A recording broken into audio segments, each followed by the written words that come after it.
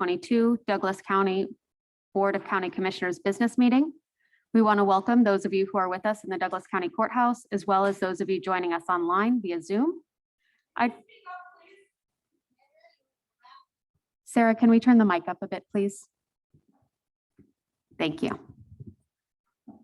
I just want to pass on a bit of information regarding how we will run our hybrid meeting in person and on Zoom during this time of social distancing. Each action item will have the opportunity for public comment. If you'd like to make a comment on the item, we ask that you wait until that item on the agenda. The public comment portion of the agenda is for items not on the agenda, but related to general county business. All public comment should be directed to the County Commission. For both opportunities, comments on an agenda item and general public comment, we will take public comment from residents who are in person at the courthouse first, then online comments.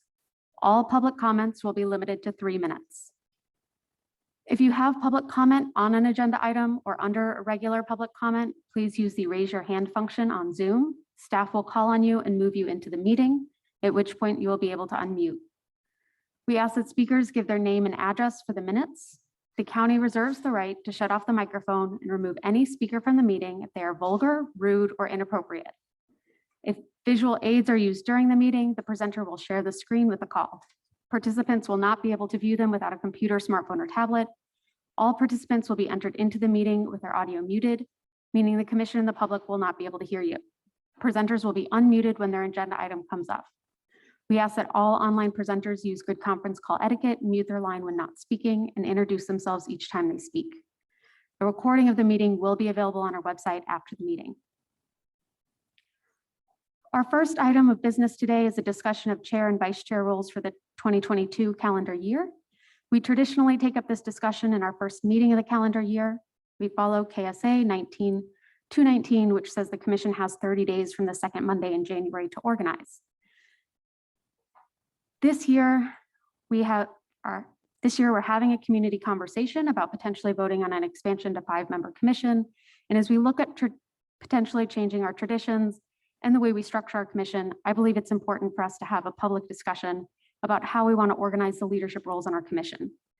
Given other topics that we have to consider today, I suggest that we table this conversation till later in the month when we can have a more thorough conversation. I do just want to say that I think Commissioner Reed is going to make an incredible chair this year. I don't think this is a year we need to upend tradition, but I think it is a year to have a conversation about it. So I would motion for us to table this till next meeting. This Commissioner Reed, I appreciate that. And I think that a further conversation with more attention to the topic is warranted, especially in light of the 5-member commission conversation that we are having currently. I'm fine with that. I'll second the motion. All of those in favor, please say aye. Aye. Thank you. We will move on to our consent agenda. Would either of the commissioners like to pull anything from our consent agenda? Would anyone here in the courthouse today like to pull anything from the consent agenda? Would anyone online like to pull anything from the consent agenda? Okay. This Commissioner Reed, I move to approve today's consent agenda items 2.1 through 2.6.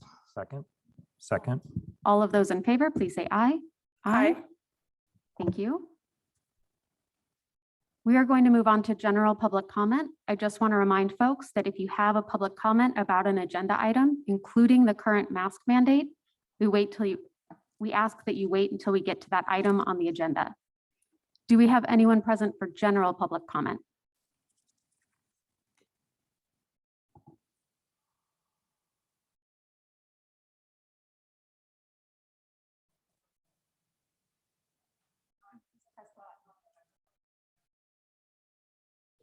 It's green. Do you have the packets that I distributed? Okay, this is concerning the conditional use permit for the FOP. Okay, better?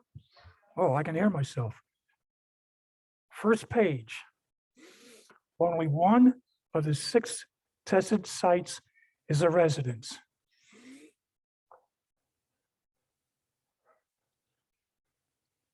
That was the one for the house. If you look down at the very bottom of that chart, top of hill, North 750 Road where I live, CUP only requires measurements of residents. But if you look at page 3, it lists an address on 661, 2 addresses on 775, 1 address on 750 Road, another house address at 850. CUP only required measurements of residences. The FOP gate is not a residence. There's no house there. The speed limit sign is not a residence.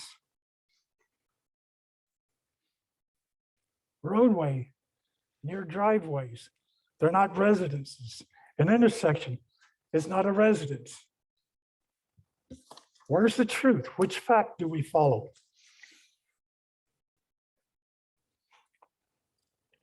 Also, when they did their noise testing, try to visualize this. You've got flat land where the FOP is. It goes down into a ditch and you got a house or a place where they want to test. The noise level at that house is going to be low because the sound has to get through all that dirt. You put the house up here, level with it, with a lot of trees, it's going to be low. You put my house up here, short distance, very few trees. And if you look at the first page, look at the last column. They never did a test, but the first column, they did. Look at my values. I've asked, why didn't you? Via email, I never got an email back. Never.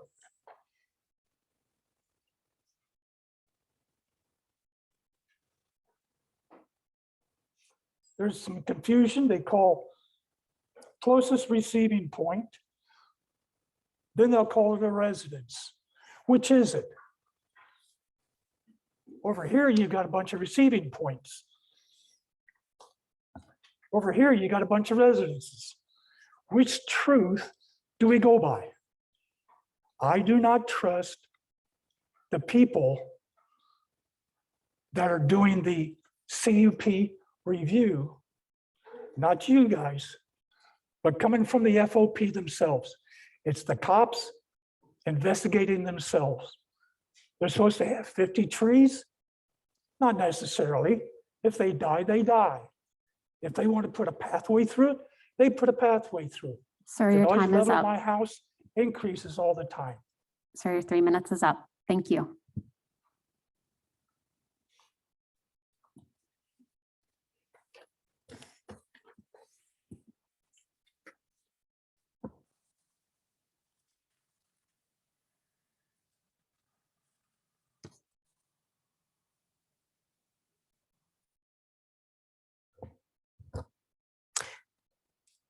My name is Amy. I'm a Douglas County resident. All media is biased. It is all owned by 2 asset management companies, BlackRock and Vanguard. They control the media worldwide. You should question everything they say.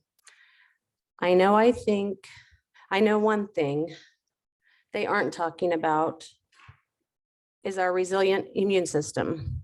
They should be encouraging you to build it up. Instead, they are telling you to get a vaccine, wear a mask.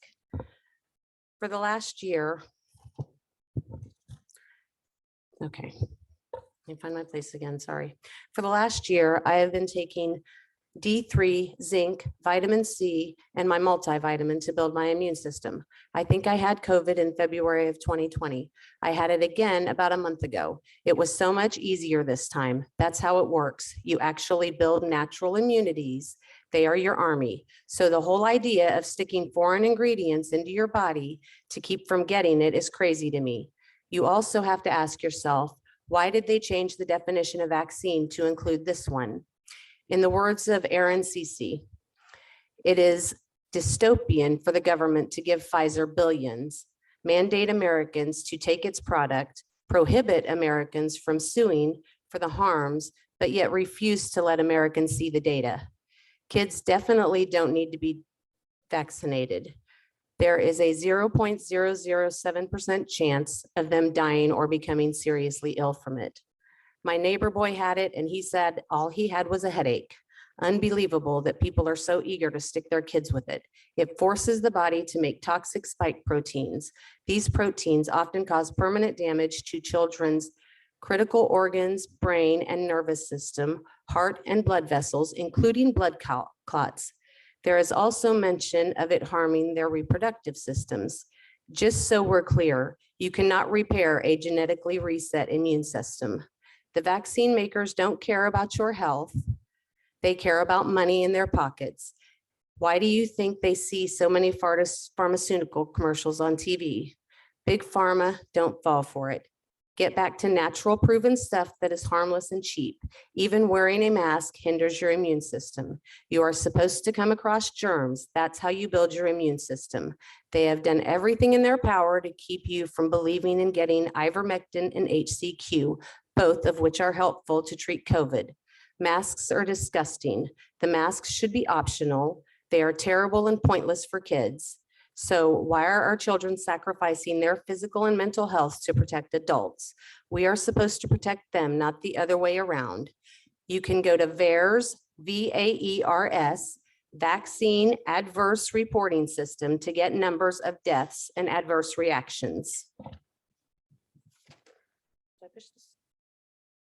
You can leave it. Do we have anyone for general public comment? Just a reminder, if you are speaking on the mask issue, please wait till we get to that agenda item. If you have general public comment not related to health orders, please come forward.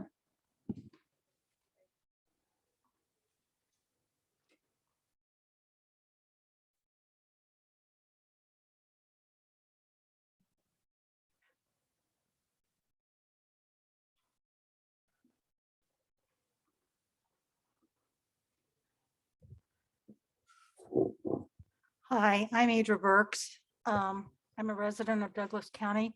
Are you here to talk about the quarry item? I am. So that's later on the agenda. So Oh, you I'm should wait sorry. until that agenda item. Do we have anyone for general public comment?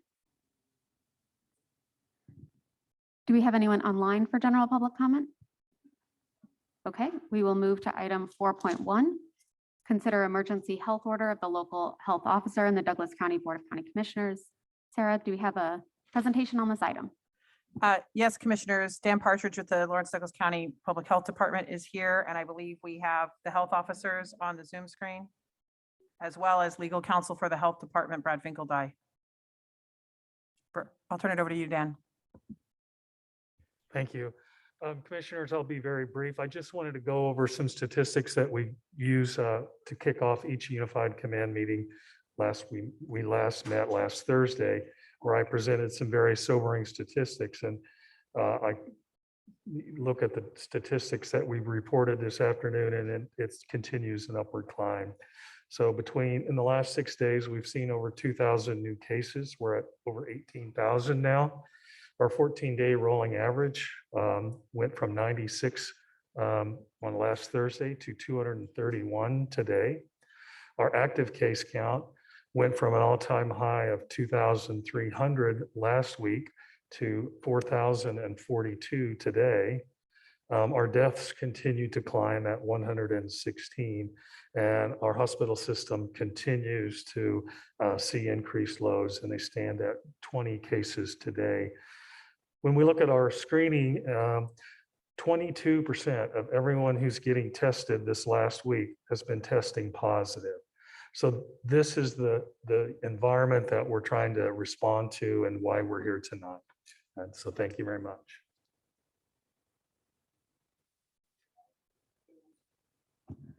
Dr. Marcelino, Dr. Scrimshire, would you like to add anything before we move to questions? Yeah, sure. This is Dr.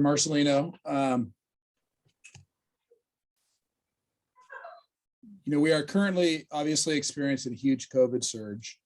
It's being driven by this highly contagious variant called Omicron. And we want to emphasize vaccination still remains an effective tool to decrease the risk of severe complication. We're seeing, an unprecedented number of cases. The sheer number of cases and the spread of this virus is putting a strain on hospitals across the entire region. We are getting reports from hospitals across the state and region of staffing shortages, ERs that are full. Patients are being delayed transfer for critical diagnoses. There's an increased rate of people dying waiting for transfer in hospitals throughout the state. And this surge has not peaked yet. And we have to realize that masks are one tool that we can utilize to slow the spread. I understand all of the other ramifications that come with mask usage, but we know through science and studies that have been done that we can highlight that N95 masks, other masks, when used in layers and worn properly, can slow the spread by reducing the spread of these droplets into the air. And what we're trying to do here is we're trying to save lives. We're trying to reduce the strain on the hospital, help protect people that have other health conditions. And by wearing a mask, you're just caring about your fellow humans.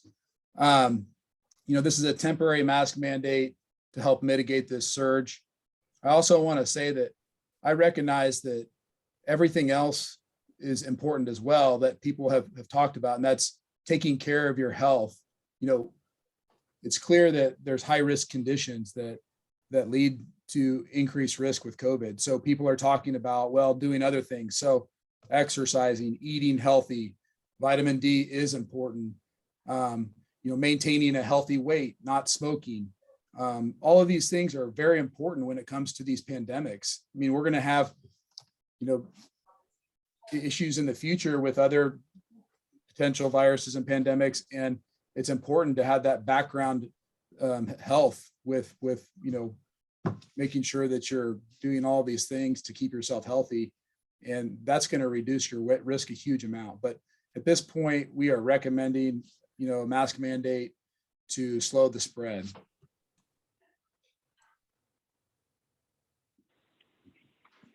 Thank you, Dr. Marcelino.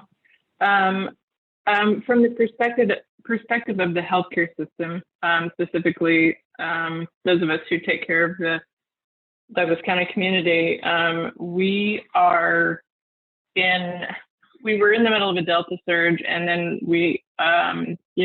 I was worried about Delta plus Omicron, and that has now come to pass.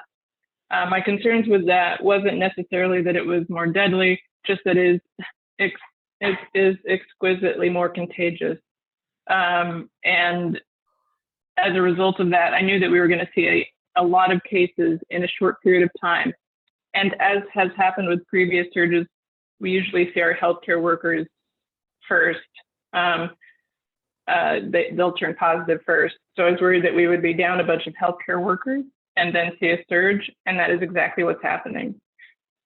I think our previous, the highest number of employees we had out at any one time was maybe around 40 last November, December. We were around 100 people out. We've had 7 deaths recently. We had 3 on Sunday. As you can, Dan told you the numbers. It's ridiculous. Looking at it on paper, our previous high number of cases per day in Douglas County was 82, and we are now at like 250, and it's going to go up. This is not over. I think that we can get through it, but we need a little help, and we need it from the community.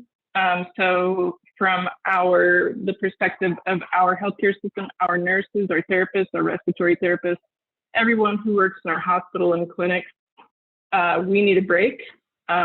We need help from the community. We're also asking for help from the state and federal governments as well. So that's it. We just have been asking for a temporary mask mandate to help us get us through Omicron. That's it. Thanks. Do we have questions from? We are conducting the meeting. We will not have outbursts. Everyone will have a chance to give public comment when we get to public comment, but we have to have an opportunity to hear from our health officials, and we have to have an opportunity for commissioners to ask questions. Please wait until public comment. Do we have questions from commissioners?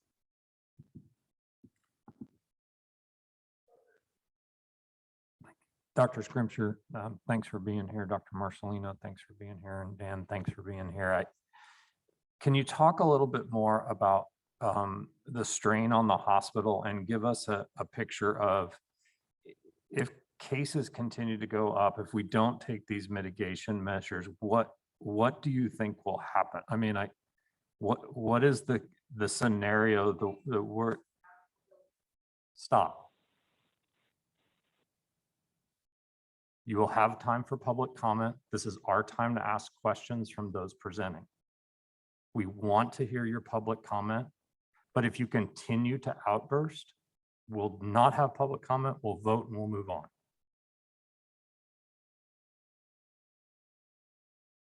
So Dr. Scrimshire, Dr. Marcelino, I'd just like to have a little bit of a picture of maybe that worst case scenario that you're trying to avoid.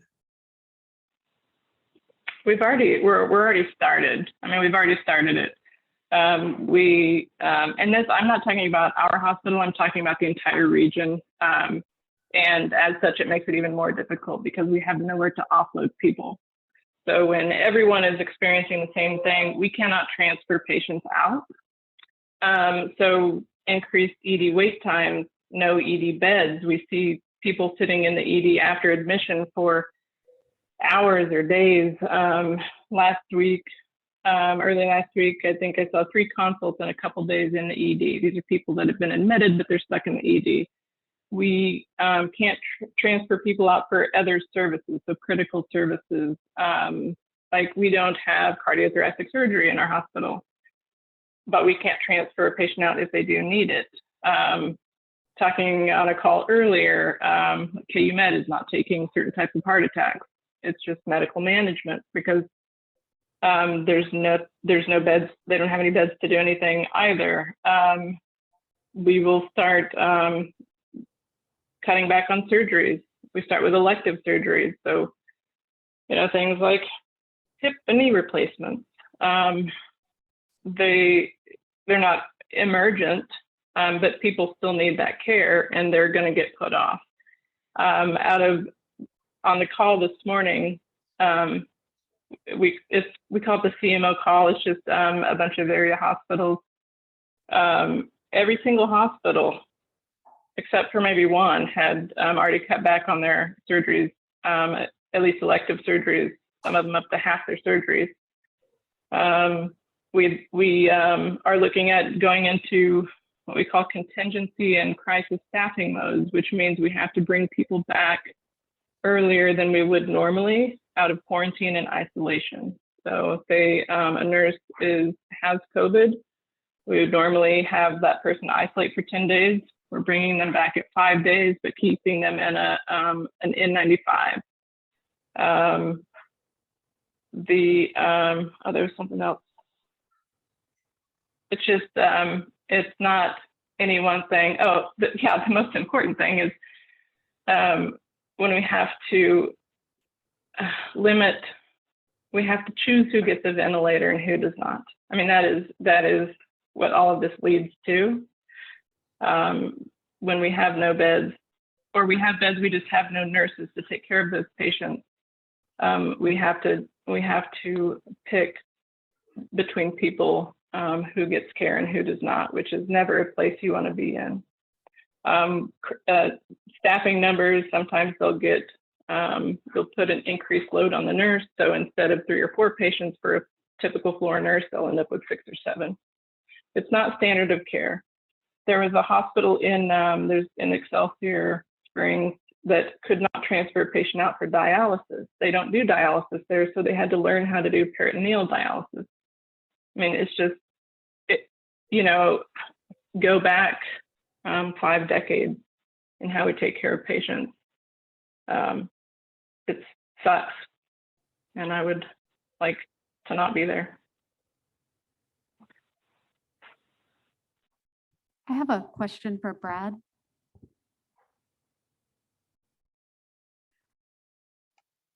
We've heard from our health officers why this is medically necessary and why we need the community support in this effort. I've heard from a number of folks over the past few days, reflecting on what Shawnee County did and noting that they're scared that the county may be sued if we move forward with this health order. Could you tell us a bit about the legal aspects of this particular mandate? Sure. Yeah, under SB 40, which was passed by the legislature last year, obviously they made several changes, and one of those changes is that all these health orders have to come to the county commission. They can be temporary before that, but come to the county commission, which this one has. But that provision does allow a order that, like this one, a mask order, as well as other types of orders, but this mask order to be challenged in court. And under the current provision, it must be heard within 72 hours by the district court judge. And the standard is whether or not it's the least restrictive manner in which you can accomplish the stated goal. And again, kind of as mentioned, our stated goal is to try to reduce the spread. There's lots of measures we could institute. Obviously, in the past, we've instituted other measures, over the last couple of years. But the question here is this the least restrictive manner in which to do that? And that is the standard in which a judge would apply if challenged. And so that's basically the time frame of that. If the judge found that it did not meet that standard, the judge could set aside the health order. And, it also, of course, could be appealed if either side did not agree with that decision. But that'd be the process that a judge would review the order under that standard. Thank you. Do we have other questions? My question is for Dr. Marcelino, and you talked about the Omicron variant, and from my reading, and it seems like this has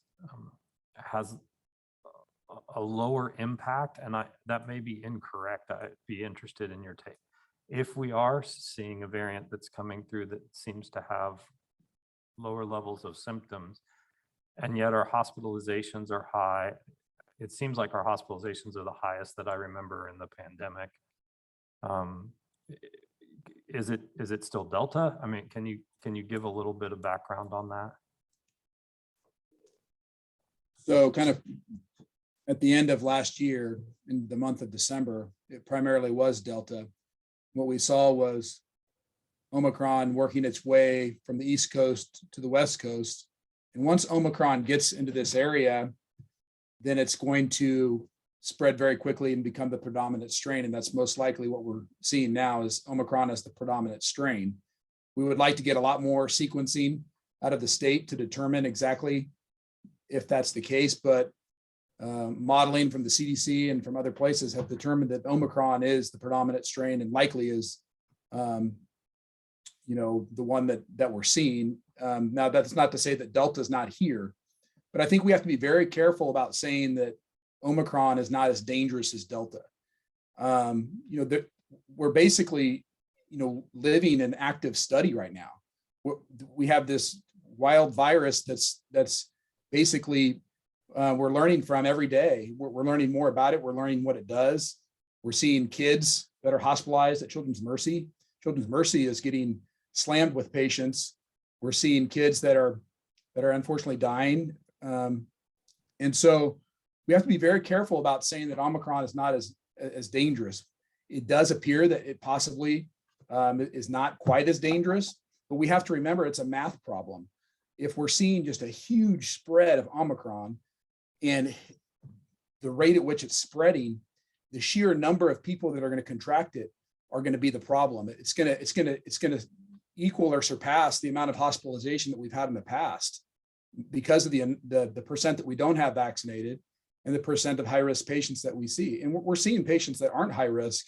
I believe on the KU Med call I was just on, they said that they have young people in their 30s without any underlying conditions that are in the hospital with supportive care. And so I think we have to be careful about making assumptions about Omicron.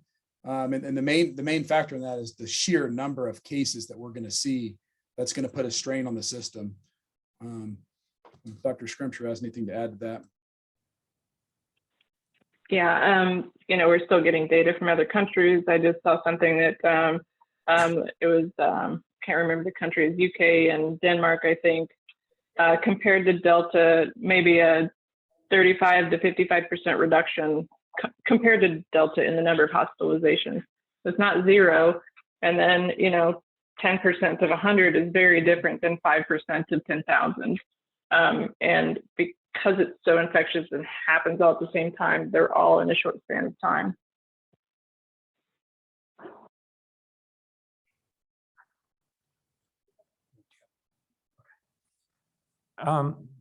Thank you for that.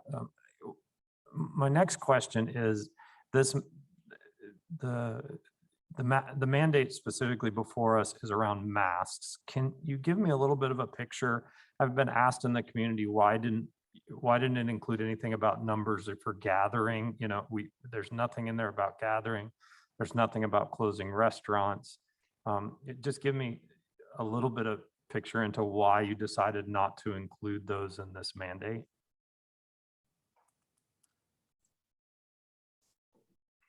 I think part of it was interpreting the legal aspects of what we can accomplish in the least restrictive manner.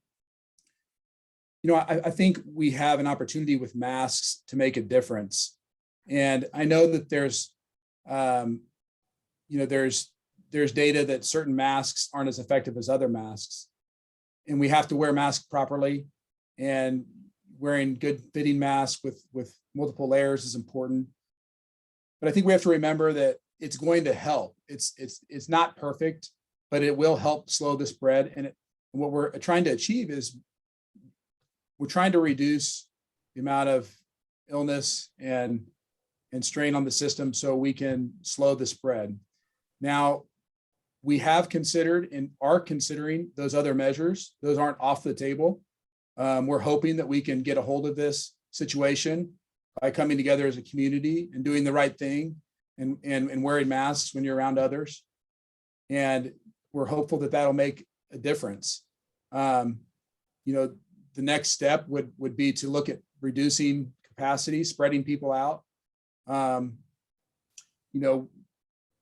That's something that we haven't really done with this round of the surge. And, part of the reason for that is because of the opportunity for people to be vaccinated, and we still have the tool of the masking.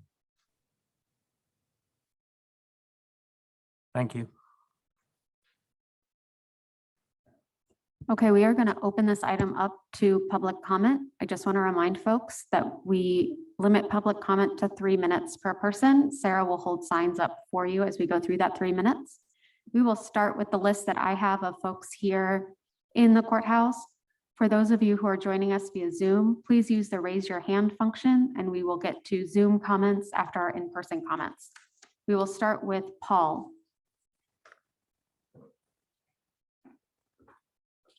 Are we on? Yep.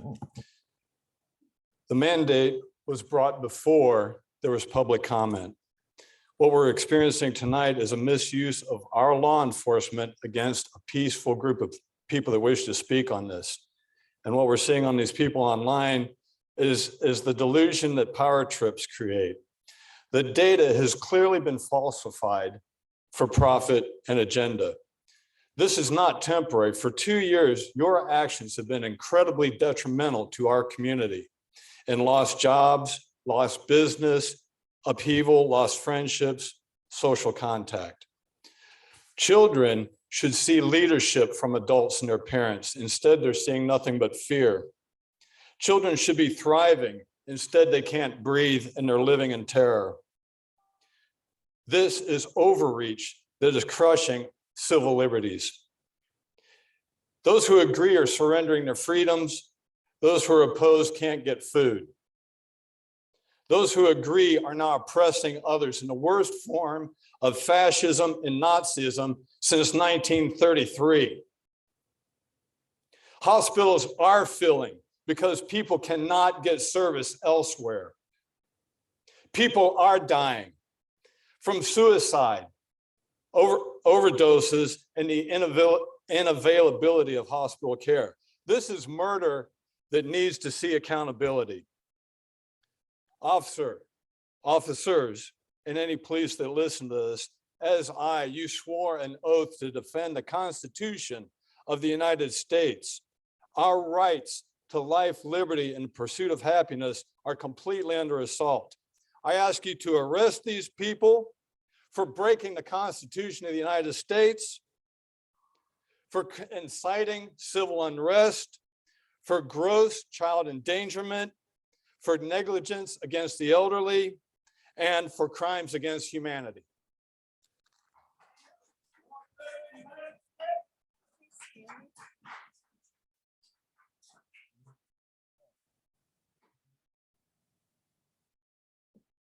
The next name that we have on the list just says scary.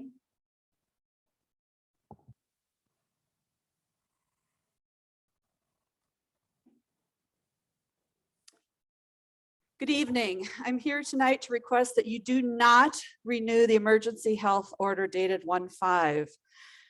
I am including some research that I've done. I emailed it to you, but I will also make it available to you in case you haven't bothered to read it yet. We'd like to offer for your consideration a demonstration of different items that you consider appropriate to mitigate the spread of COVID-19. The definition of the mask order: a mask is a face covering, can be made of a variety of synthetic and natural fibers, including cotton, silk, and linen. Ideally, a mask or face covering has 2 or more layers. Masks can be factory made and sewn by hand or improvised from household items, such as my mask that I'm wearing now, scarf, lace pattern, completely, I can feel everything breathing through it. Does not make your order any better. A bandana, same thing. Ties around completely loose below. A t-shirt tied around my head, as ridiculous as this is, also fulfills your mask mandate. So does a kitchen towel. How ridiculous is this that you included a kitchen towel? You're talking about deaths. You're talking about children who can't see and understand their teachers or their peers or their family members. And you think a towel is going to mitigate that? You're ridiculous. You're ridiculous, Mr. Marcelino and Dr. Scrimshaw, if you think a kitchen towel is going to do that.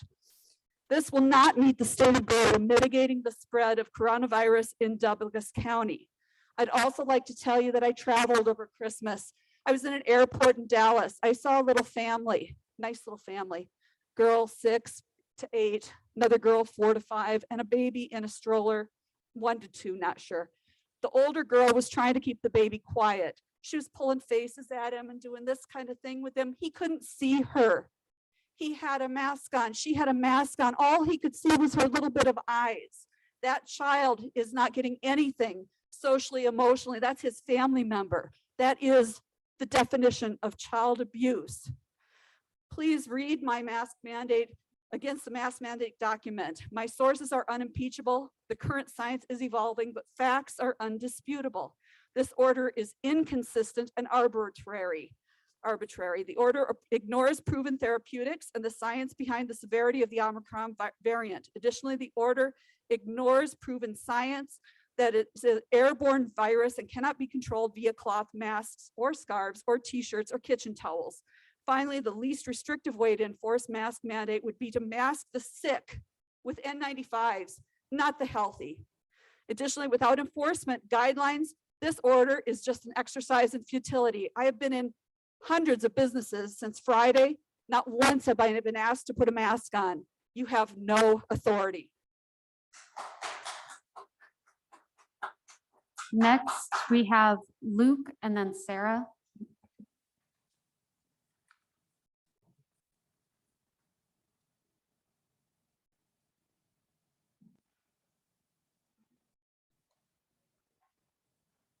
Each and every one of you is on notice that federal law provides that it is a crime to violate the rights of a citizen under the color of law. Attempting to cause a person to do something by telling that person that such action is required by law when it is not required by law may be a felony. Title 18 USC 242 provides that whoever under color of any law, statute, ordinance, regulation, or custom willfully subjects any person in any state, territory, commonwealth, possession, or district to the deprivation of any rights, privileges, or immunities secured or protected by the Constitution or laws of the United States shall be fined under this title or imprisoned not more than 1 year or both. Allowing exceptions for medical, religious, and other purposes does not exempt one from damages. You could be held personally liable for any damages if bodily injury results. Section 242 provides that if bodily injury results, the offender may be fined and or imprisoned for up to 10 years. If death results, it provides imprisonment for 10 years to life. If a person wears a mask as a result of the county commission's actions and is injured or injures someone else through the possible means of the mask obscuring vision or unintentional blockages of airways, you can be held liable. Title 42 USC 1983 makes it clear. It provides that every person who under color of any statute, ordinance, regulation, custom, or usage of any state or territory subjects or causes to be subjected any citizen of the United States to the deprivation of any rights, privileges, or immunities secured by the constitutions and laws shall be liable to the party injured. 18 USC 241 makes it a crime for two or more persons to conspire to injure, oppress, threaten, or intimidate any person in the free exercise or enjoyment of any right or privilege secured by the Constitution or the laws of the United States. And there are more than two of you here today that are doing just that. Black's Law Dictionary clearly defines color of law as the appearance or semblance without the substance of a legal right. You are engaging in actions that are presented to the public with the appearance of a law by using words such as mandate and required, but are not actually laws, as she just stated at the beginning of the meeting. The DOJ needs 3 elements to secure a criminal conviction under Section 242, the second of which is the defendant acted willfully. You have been noticed of potential liabilities on January 12th, 2022, and you are now acting willfully. You have been advised to vote against these color of law actions immediately and to seek legal counsel if you do not understand the law. Finally, a study in case law provides numerous examples that deprivation of rights under the color of law for financial gain involving 2 or more people can and has been tried under RICO and racketeering laws of the United States. The public record is being searched for any evidence of financial gain through the CARES Act or other means in connection to the deprivation of rights under the color of law and your actions, and evidence is being gathered that will result in criminal complaints filed against you in your official and personal capacity. Performance of your duties and every document attached to the oath you took in office will have claims made against it if this does not end immediately. Tonight, I require a vote for any and all COVID-related mandates to either continue or to not. Sarah?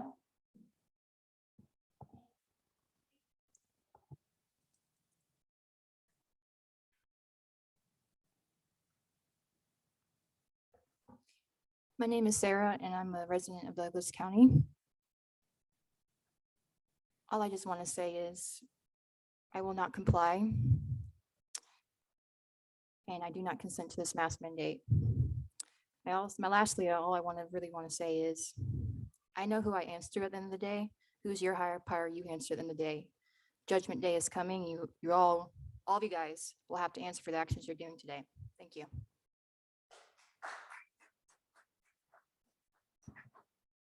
I can't quite read the next name if this says Levi or Lori, but from Ottawa, Kansas.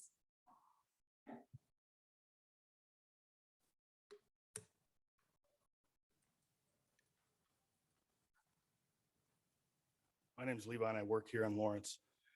The CDC does not govern this county. You do. You must take responsibility for the policies you impose on the people of this county. Falling back on CDC recommendations is not leadership, it is a cop-out. The testimony from the county officials in this meeting is just parroting the CDC. Dr. Leanna Wen of Georgetown University says cloth masks are, quote, little more than facial decorations, unquote, during the Omicron wave, and that N95 respirators should be worn. Omicron is highly transmissible and, per the CDC, far less dangerous. This makes sense given that we what we have always known about respiratory viruses, but seem to have forgotten the past 2 years.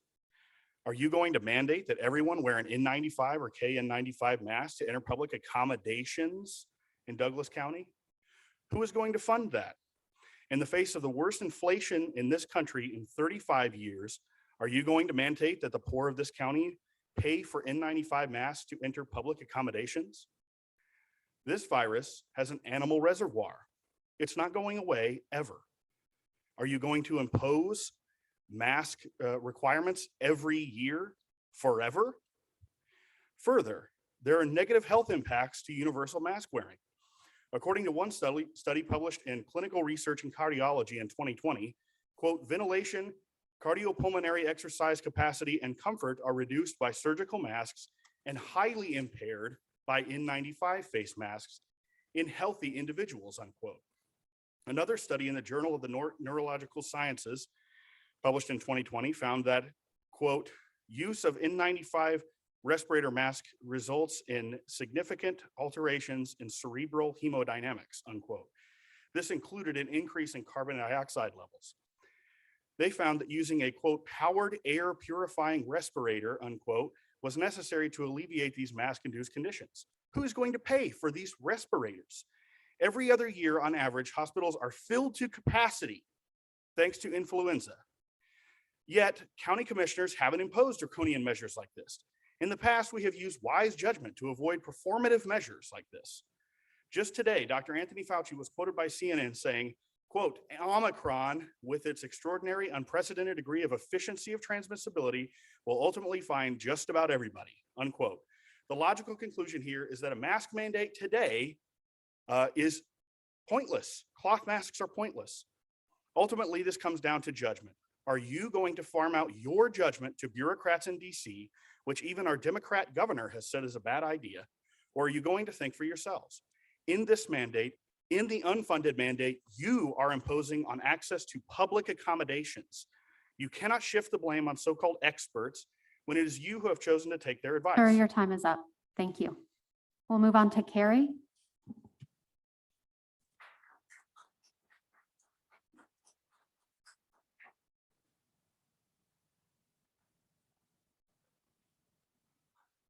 Okay to do since I'm distanced. One of the many reasons this mandate disgusts me is the fact that the city just stopped buying masks for public transit riders who don't have one. They were providing them for much of the pandemic, but they stopped a couple weeks ago, right around the time cases started exploding. Federal funds for masks are available, so what gives? Many people do not have a way to purchase masks, and so they use filthy one-time use masks for days. Makes sense, right?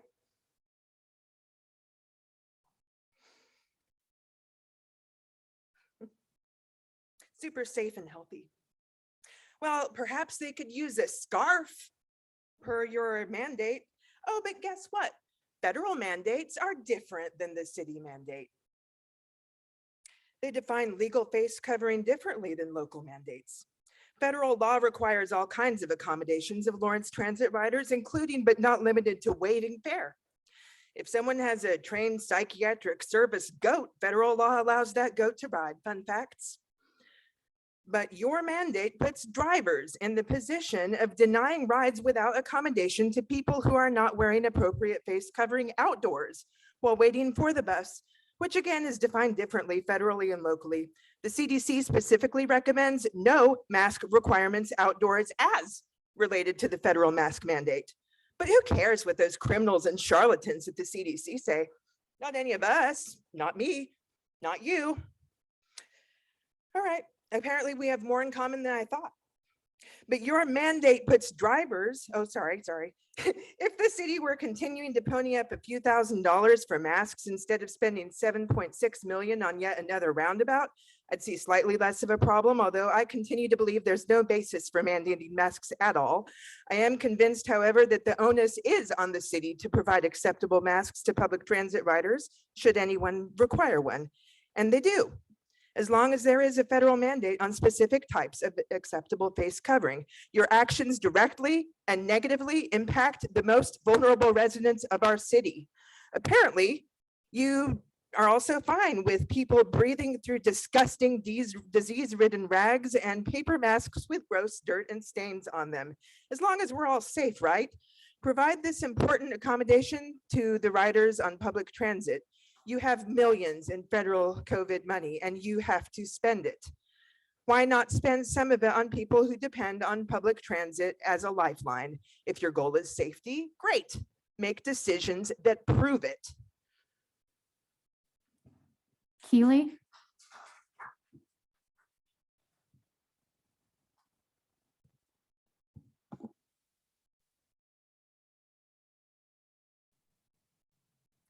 Hi, my name is Keely. I've been a Douglas County resident for almost 10 years. And I was going to start by reading section 4 of the emergency order signed by Dr. Marcelino here, but someone did that before. It mentions that masks can be improvised from household items such as scarves, bandanas, t-shirts, sweatshirts, and towels. I want to start by saying that I have a lot of respect for medical doctors. My brother's a medical doctor. I saw him work his entire life to have the MD title. I respect what you do. But Dr. Marcelino, a t-shirt over my face is the best advice you have for us? After 2 years, this is your best advice, a scarf? Where is the scientific data on the effectiveness of a t-shirt to save a population from a virus? Where is the data that shows linen to be an effective way to protect us from a virus? Can you provide us with these studies, Dr. Marcelino? Is there some place that we can see them online, maybe on the county website? That's data that I would really enjoy reading and I would like to see it. Surely this emergency health order is based in solid science. You've had 2 years to steer a population to health and we've heard absolutely nothing about foods, supplements, vitamins, a healthy diet, sunshine, alternative treatment options. No mention about healthy movement, walking, yoga, stretching. No mention that nearly 80% of hospitalized COVID patients are obese. No, just to put a t-shirt on my face. You have failed us. This is exactly why we have lost trust in people like you and people like you, because we are 2 years in and we are at square one talking about a mask mandate. 2 years in, 2 years of my life, of my kids' life, who've never been able to go to the library and see friendly faces. I have a 2-year-old. She's never been in a grocery store and seen a clerk check us out with a smile on her face. That is disgraceful to the medical community that this is where we are after 2 years. There's a well-known quote by Albert Einstein. I'm sure you've heard it. It says the definition of insanity is doing the same thing over and over and expecting different results. 2 years in, why should we keep listening to your advice now? I don't care if you choose to wear a mask. I support you in that, but how ignorant to think that there's no other opinion, no other research or data to consider. Renew the mask mandate or don't. We don't live by your rules. We don't take health advice from you anymore. We don't need your permission to live. We are done. There's a saying that says, fear is a deadly virus. It kills life before death even comes.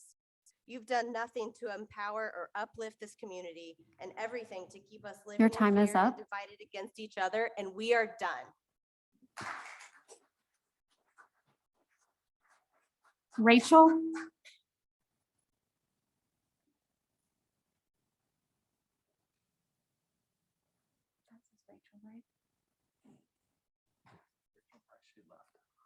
is there a Rachel here for public comment? Okay, Robert?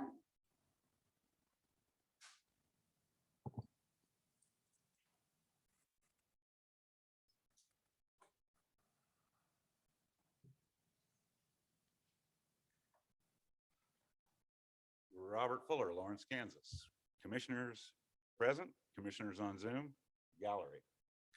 I bought a box of masks a while back, much like these that were handed out here. And contained within the packaging was this: Warning, this warning, this product is an ear loop mask. This product is not a respirator and will not provide any protection against COVID-19 or other viruses or contaminants.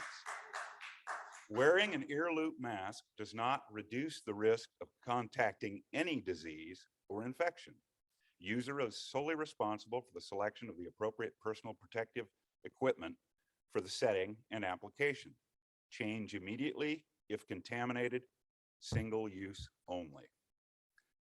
I really hope that we're not doing this as doing something just for the sake of doing something. Secondly, this sounds a bit like just semantics, but we call it a mask mandate. This is not a mandate. A mandate is something given by the electorate to a particular elected official, as in the lopsided election was a clear mandate that candidate X can do whatever. This is a public health order. And I really think, again, it sounds just like semantics, but we should not be calling it a mask mandate, in my opinion. We should be calling it what it is, a mask order. Thank you very much. Stuart?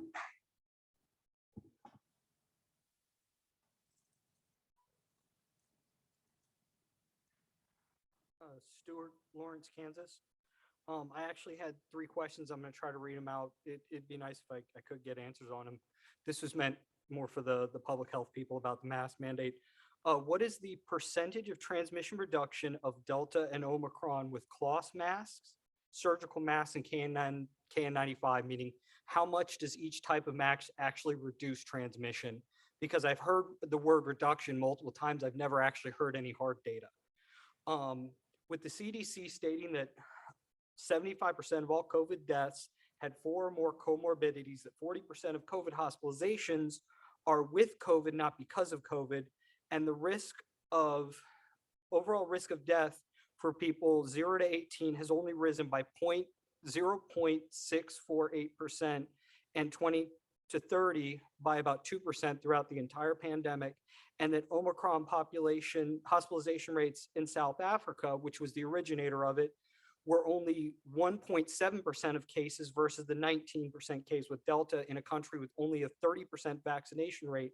Why are we still treating this as a high threat to children and to the general public instead of focusing on the highest at risk people, providing them with protective equipment and treatment, and letting everybody else go back to normal life? My third question is, what is the limit to this? Where does this actually end? And if the risks of Omicron, the risk of death of Omicron are similar to that of the flu, would you apply a mask mandate every flu season? I am asking these questions because there has been very little hard data and large amounts of posturing. The rules have been changed multiple times without apparent review of actual situations before the change is made. And it has clearly created 2 distinct groups of people who are deeply fearful of the virus and people who have become completely apathetic. Thank you very much. Anna? Anna?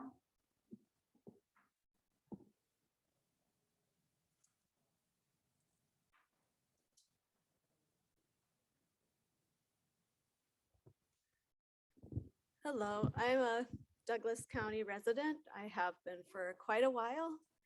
And the reason why I'm here is there are studies about the masks that go this way, and there are studies that go this way. Some studies say that masks are helpful, probably not these ones or the other ones that were mentioned, the cloths and everything. But there are also there's research that says that masks do not help at all. But what I'm really here for is not because of this. I'm not saying it's a huge deal to put this on. It's not a big thing, but the direction we're going is what's worrying me. Like someone asked, how far is this gonna go? Are we going to go where Austria's going? Are we going to go where Australia's going? Or are we going to stay the land of the free? This is a medical device. And the main thing for freedom is that you get to choose. Those who want to wear this and believe in the studies that it works can wear them. Those that read the studies that they don't work and choose not to wear them should be able not to wear them. The same goes for any medical procedure. I do not want to see Kansas or the United States turning into what Austria is right now, where the unvaccinated are on lockdown, or Australia, where the unvaccinated can't go to work or take a walk. We have to ask ourselves right now what direction we want to go. I want to remain the land of the free in Douglas County and in Kansas. I want it to stay that way. Thank you.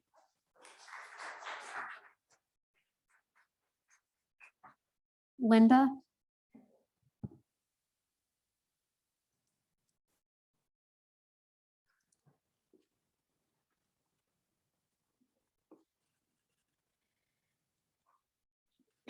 My name is Linda Campbell. I have lived in Lawrence nearly all my life.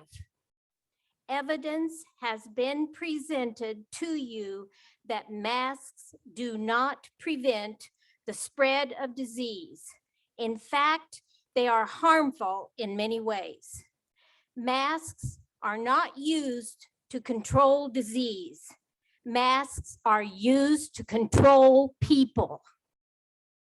Evidence has been presented to you that vaccines do not keep people from getting the virus, nor does it keep people from spreading the virus.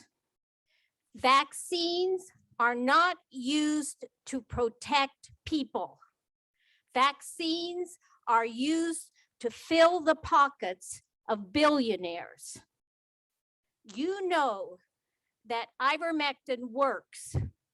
You doctors up there claim that you look at research and you have to know ivermectin works, and yet you let people die rather than prescribe it.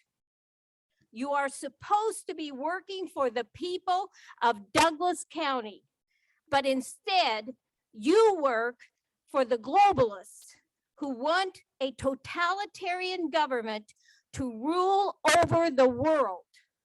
You are enabling the most evil of evil. In the words of Thomas Jefferson, when law becomes tyranny, rebellion becomes duty.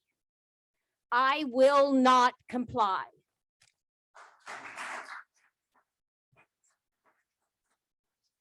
Mary Ann? Is there a Mary Ann for public comment? Okay, we will move on to. Okay, we have 3 ahead of you. Is that Adia? Adia?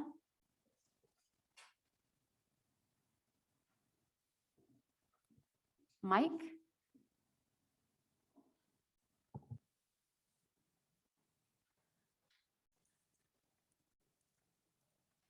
Thank you. I'd like to make 2 points here tonight. First, I want to plead to you as our local officials to not issue any more health orders that require us to wear masks or any other type of orders.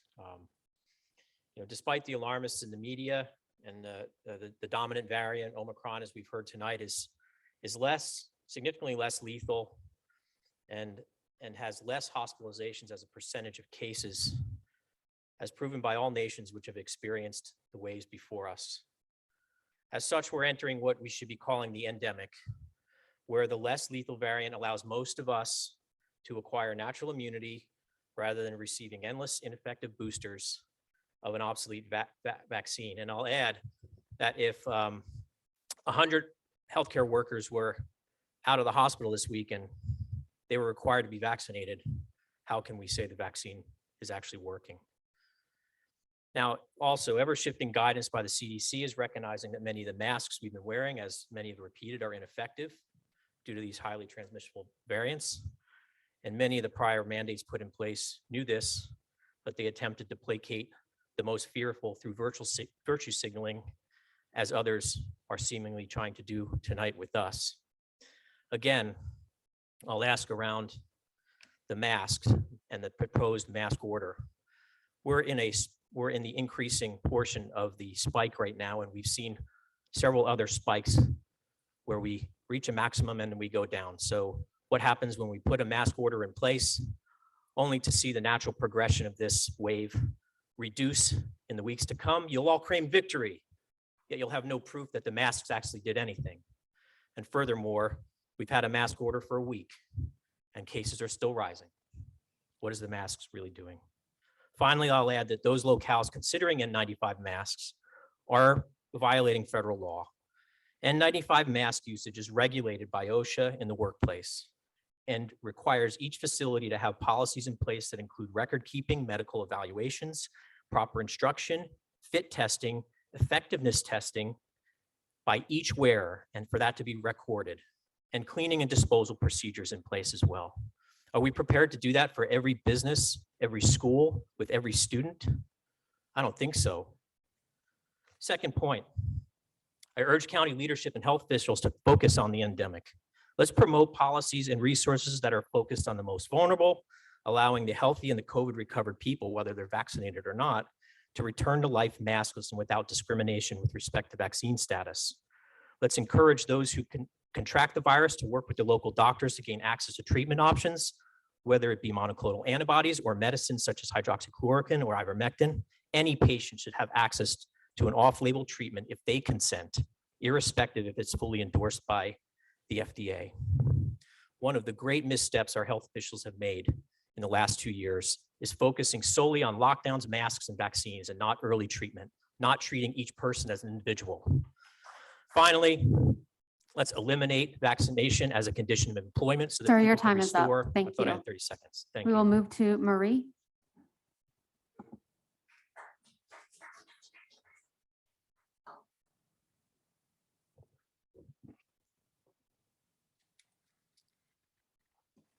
Last time you implemented a mandate, you said it was to protect the kids who cannot be vaccinated.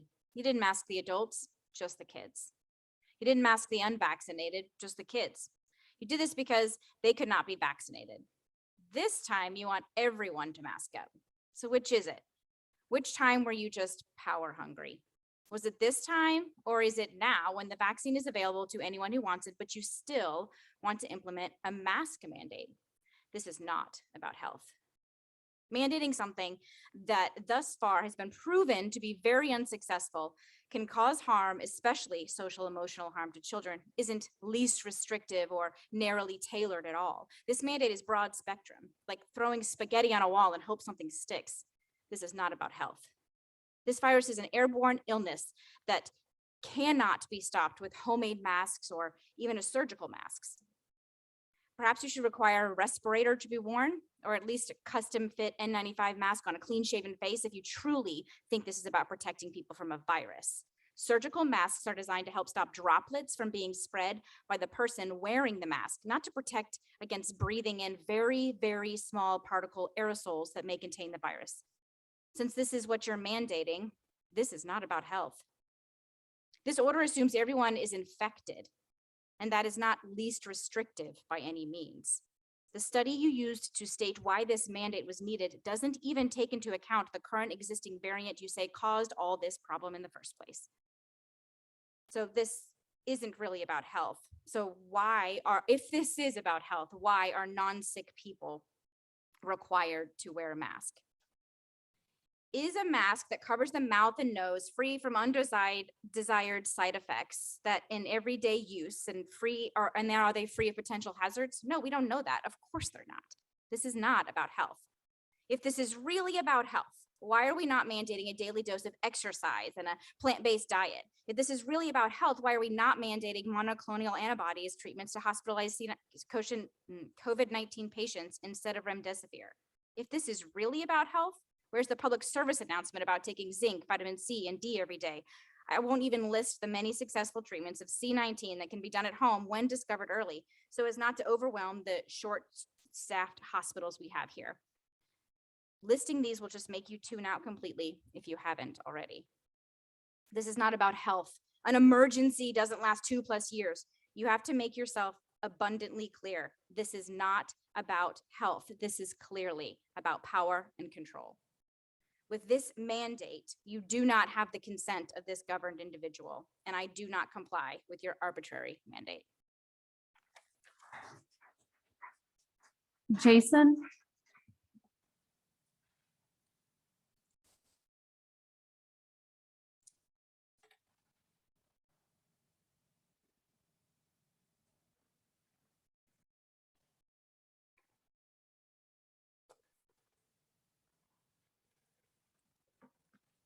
My name is Jason Wyrick. I'm a resident of Eudora.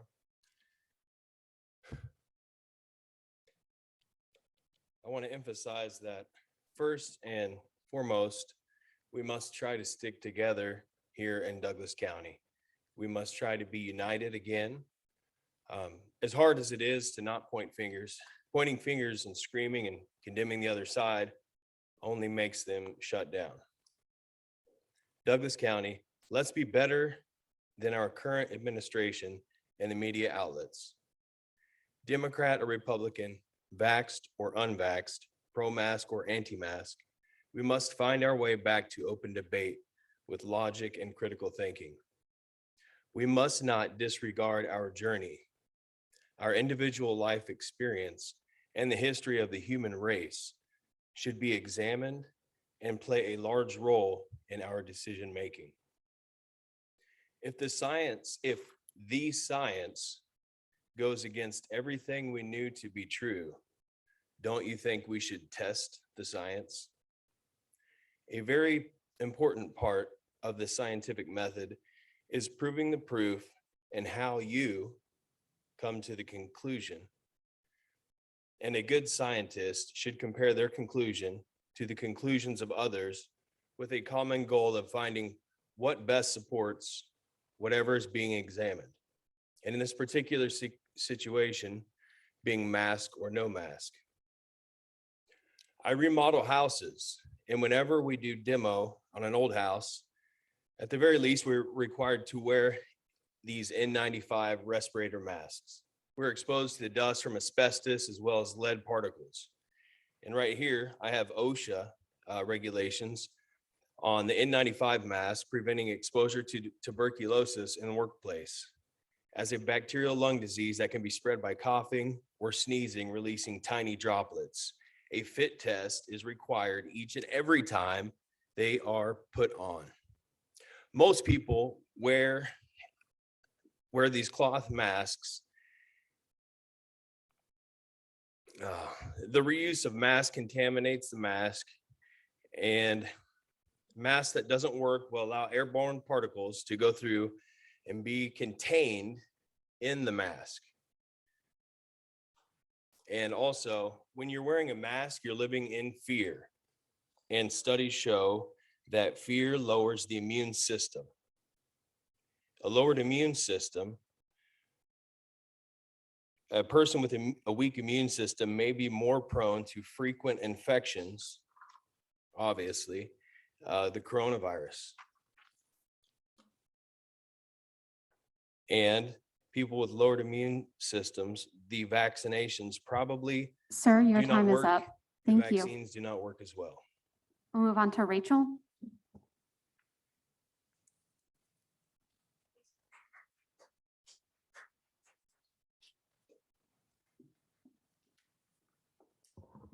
My name is Rachel Price, and I agree with what Jason just said. This is all about fear. If it weren't about fear, you would have let all those people that were outside come in and speak, because when we walk into a restaurant, we can take off our mask and sit beside each other without a problem. I think you're all afraid of losing your little thrones. So I'm not going to reiterate what everyone else just said because you've heard it all before, but we've been through this for 2 years. Obviously, the masks don't work, the vaccines don't work. Dr. Scott Lieb, former FDA commissioner, just said masks aren't going to provide protection. That's the bottom line. This is an airborne illness. We now understand that, and a cloth mask is not going to protect you from a virus that spreads through airborne transmission. Do you understand that, Dr. Scrimshire and Dr. Marcelino? One reason for the proposed order is because LMH is experiencing staffing shortages. I would argue that since we've been doing this for 2 years, LMH should be well prepared at this point, heading off any staffing issues. The governor just issued an executive order to provide relief for medical facilities, which will include LMH. It's not the community's responsibility to mask up because LMH is short-staffed. I find it interesting that LMH has 87 staff members out due to COVID, all while having a mandatory vaccine policy. I'd like to know the numbers of COVID-positive staff a year ago before the vaccine. So really what it all comes down to is data. Show us your data. CDC Director Rochelle Walensky stated that up to 40% of hospitalized patients are with COVID and not because COVID. There continues the burning question that Dr. Scrimshire refuses to answer and you commissioners refuse to ask. How many active cases are actually people who have been admitted to the hospital for reasons other than COVID but tested positive? For instance, I have an elderly friend who's in her 80s who recently went to the ER for leg and back pain. She was tested for COVID. Of course, she was positive. She was admitted to LMH. She was promptly given remdesivir, the death drug, although she had no COVID symptoms. Thankfully, her husband got her out of the hospital immediately. She's been home for 2 weeks, no COVID symptoms. She's fine, but likely she was an active COVID case. The public deserves an answer to this question. And this data is not available on Douglas County Health Department dashboard. The people that work at Douglas County Health Department can't answer the question, nor will Rebecca Smith answer the question. This is not transparency. If you're using numbers to justify a forced medical device, then show us your data, all of it.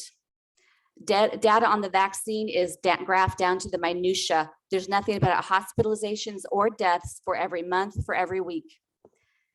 If corruption is a disease, transparency is an essential part of its treatment.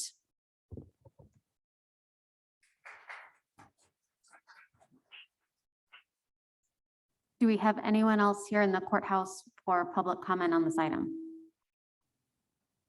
Okay, we will move to our Zoom participants. Jill?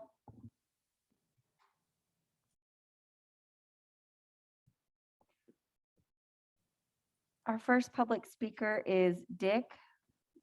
I'm moving you over to the panel and you should be able to unmute and offer your public comment.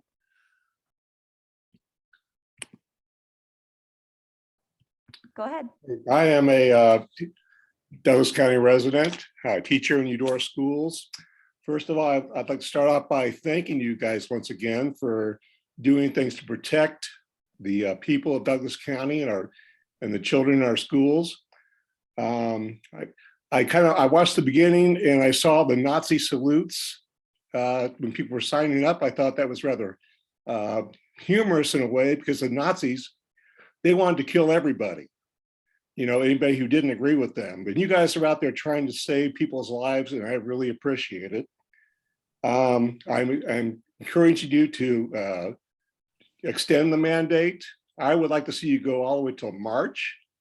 Get us through this thing. I think we need it to save our doctors in LMH. You know, keep everybody healthy at LMH and make sure they don't get short-staffed. You know, I kind of like to see all those people who are there tonight sign a document saying that they would pledge not to go to LMH if they get COVID. And I don't think they would do that. I'm just, you know, I'm expressing my support for the mask mandate or whatever you call it, the mask order. Thank you very much. I think there's one more thing. You know, the kids at school, they don't have a problem with the masks. It's the parents who do. I don't have any kids who sit there and say, I hate wearing this thing, because I hate wearing it too, but they don't say that. And so we're all in this together about wearing the mask, but you know, we're out there just to protect everybody and keep people from dying. And I think the people there in the courthouse tonight need to realize that we're trying to save you from dying. And you know, eat healthy, go ahead, eat healthy. My goodness, your body needs that too, but you get vaccinated, the vaccines work.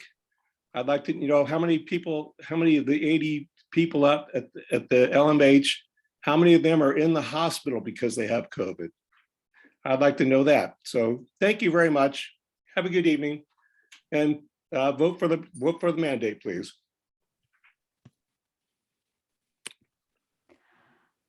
Our next speaker is Charles Jones. Charles, you're getting moved into the panel. You should be able to unmute and provide your public comment.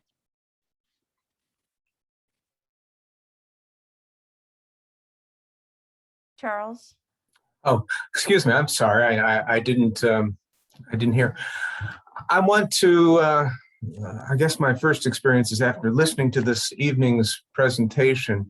I feel, I'll turn on the video here. My heart goes out to everybody there. This is such a difficult situation.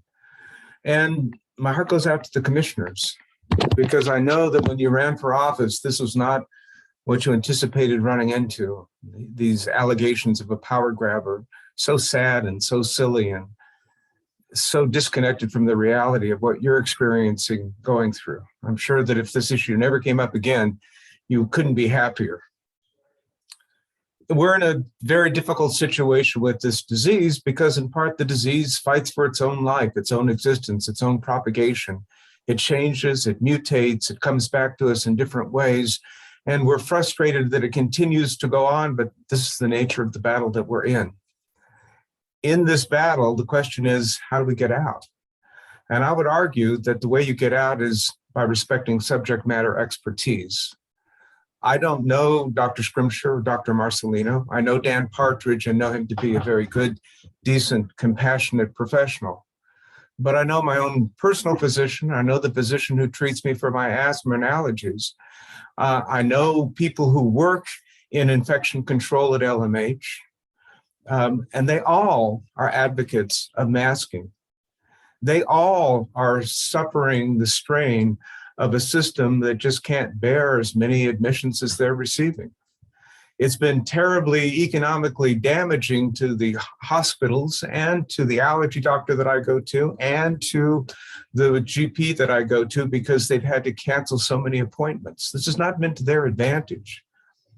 But they insist on masks because they know that scientifically it's the right thing to do. What's happening is you have a bunch of people standing up saying that you should substitute their scientific judgment for those of the professionals that you hire, that you support, that you bring to bear on questions like this. There was a public policy case years ago around swine flu, and bad policies were reached when people began to get out of their lanes, when politicians started making scientific decisions, when scientists started arguing economics, and when other people began to take on issues that weren't in their purview. I would say to you in closing, listen to your experts, trust them. That's what you pay them for, and impose or invoke the mandate as recommended. I would ask, though, that you maybe give a little thought to making sure that this community has easy access to good masks. Thank you.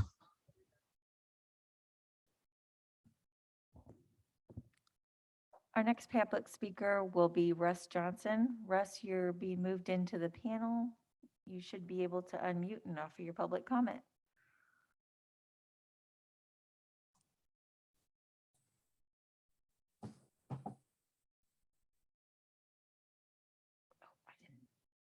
Go ahead, Russ.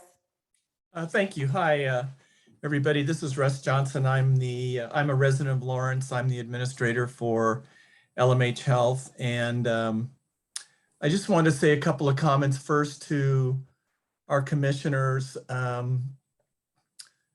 for your deliberation on a very difficult issue and obviously a divisive issue, but one in which I know you really seek the best for our community and thoughtfully weighing out the evidence and the pros and cons before you. You know, on behalf of the 1,800 or so folks who work at LMH and maybe especially for our clinicians and nurses physicians and therapists and respiratory folks and radiology, laboratory, pharmacy, people who work directly with patients every day in all kinds of aspects to heal and support families and patients' recovery. I really appreciate your deliberation on this.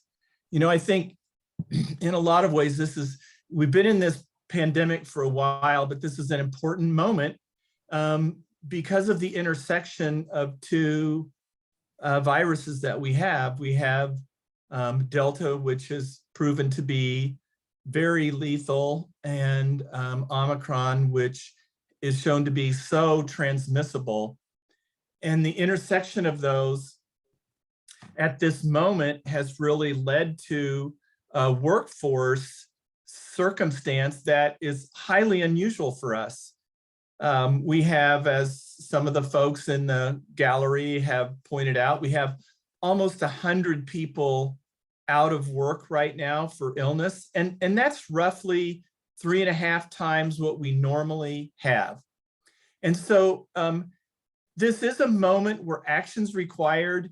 And as a hospital that routinely uses masks every day, I think almost everybody would be aghast if they went into surgery and physicians weren't wearing masks and nurses weren't wearing masks.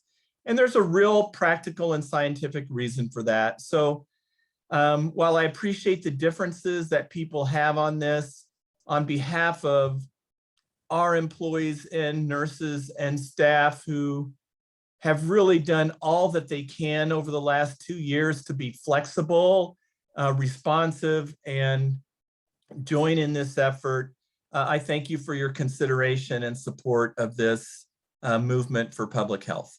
Thank you so much.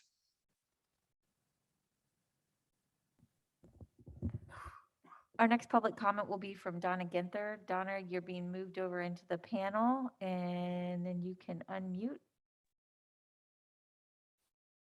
Hello, I'm Donna Ginther. I live in Lawrence, Kansas, and I want to take this opportunity to thank the commission and our public health leaders for putting in this emergency mask order. I want to second what Russ Johnson just said. Really, how many people would want a doctor to operate on them without washing their hands and wearing a mask? I mean, doctors wear masks when they do difficult medical procedures to prevent the spread of infection. And the idea that people can just on their own say that I don't have COVID and I'm gonna, breathe on you and infect you, violates my personal freedom to my life and my health, and violates my family's right to have a healthy life. So I am very strongly encourage you to adopt this order. Now, it was said that cloth masks are less effective, and that's for sure, but it's better than nothing. And furthermore, I did some research last year looking at the governor's mask order in the state of Kansas. We found that the mask mandates in counties like Douglas County and Johnson County that had a mask mandate, there were 60% reductions in cases, hospitalizations, and deaths from that mask order from July to December of 2020. So masks worked in the state of Kansas in the past. They may not be as effective now against Omicron, but it's better than having the hospitals be full. There was also some misinformation about the vaccines. Vaccines work against severe disease, meaning they prevent hospitalizations and deaths. They don't necessarily prevent people from getting sick. The vaccine was not designed for the 50 new mutations in Omicron, but it is still protective against getting severe disease and hospitalization. And frankly, even though we were vaccinated, we were 6 months past our vaccinations, and we got sick as a family. And LMH saved my husband's life by providing monoclonal antibodies in those treatments. And I would just be heartbroken if people could not get the treatment they needed from our hospital in this dire time of unprecedented surge in COVID cases. So I again endorse the move to have a mask mandate, to let this Omicron wave hit us, burn out, and hopefully keep us all healthy. Thank you. Our next public speaker will be Monica. Monica, you're being moved into the panel and you should be able to unmute and offer your public comment.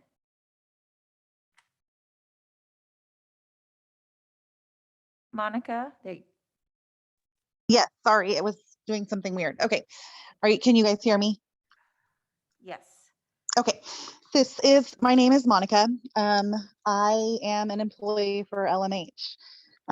Masks do help to prevent the spread of COVID. My family has stayed healthy during the midst of this pandemic. My daughter is immune compromised. We're all vaccinated, but she's still at high risk. She has regressed in her speech from having to wear a mask, but she's getting to go to school every day and continue her learning. We will catch back up on her speech. That isn't my biggest concern. Keeping her healthy and alive is my priority. It baffles me, though, that those people that are so against masks and vaccines are the first ones to call the doctor's offices. And those are the first people to call the hospitals and ask for monoclonal infusions.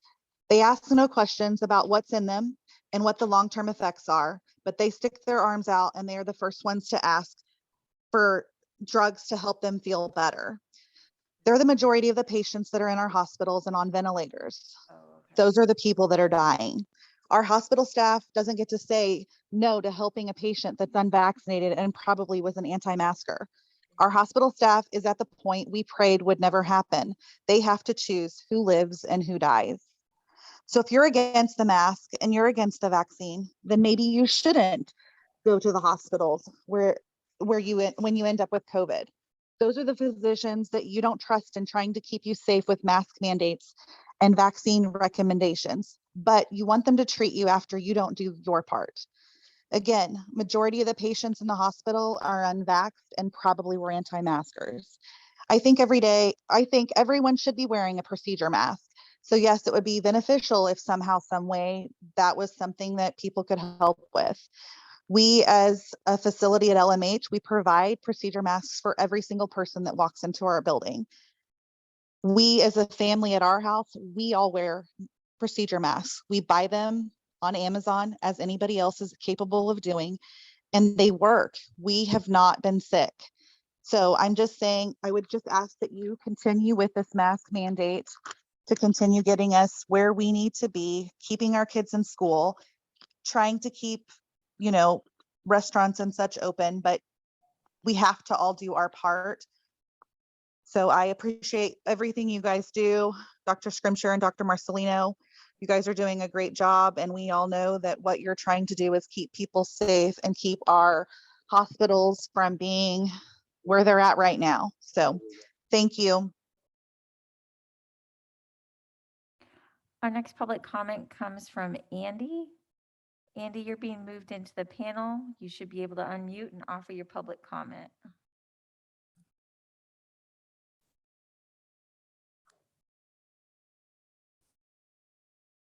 Andy? Andy, if you're speaking, we're not able to hear you. I'm sorry, we're not able to hear you.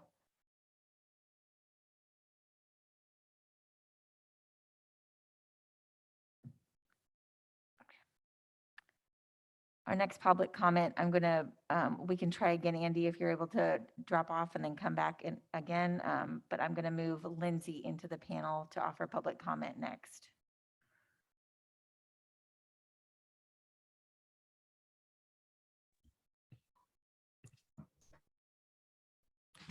Hello, my name is Ward Lyles. I'm a resident of Lawrence. I do consent. I will comply. I am very much appreciative of the county board for taking leadership on this issue. Frankly, at this moment, it's sort of sad to me actually that we're having to rely on the county board in leadership in this issue, that we can't as a community come together and take common sense action to try to slow down the spread of COVID. My expertise is in risk, in managing risk. And I think people are really confusing the difference between eliminating risk and reducing risk. We cannot eliminate risk, but we can reduce risk. Wearing masks is a very simple, very accessible way to do that. Again, I thank you all for all of your work. I am especially appreciative of those at LMH that are keeping us safe, and I support the mandate. Thank you. Our next public comment comes from D. D, I am moving you into the panel. You can unmute and offer your public comment.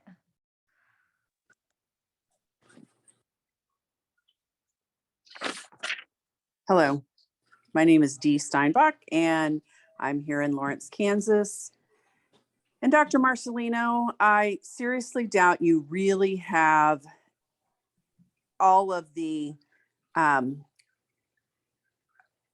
the implications of the mandate and the widespread effect that it has had on the community at large, especially in the social emotional aspects and the emotional trauma that has happened among the residents in this county, particularly among the children. But I also work with staff who deal with children day in and day out, and the emotional behavioral challenges have grown exponentially and probably will still be continuing to deal with those for years to come. And I seriously doubt that that is really weighed as heavily as the infectious disease piece of it. But to move on, I recognize that everybody is in a really tough position and it's really hard to consider all of these aspects. We've been doing this for 2 years. And again, you've been presented evidence and you are well aware of all of the pros and cons. And you have been supplied studies as well as I'm sure you've researched along yourself. But essentially all masks, including N95s, as you know, are not FDA approved as a medical intervention to prevent infection. They are only emergency use authorized, and therefore they're classified as experimental. The masks are legally experimental. And there is a federal law, the Federal Food, Drug, and Cosmetic Act, that states that I have to give consent to participate in a medical experiment, which includes wearing a mask. So no, thank you. I will not continue to participate in this medical experiment. Good luck and have a good day. And by the way, I will not be coming to LMH for any medical reasons if I get sick. Thank you.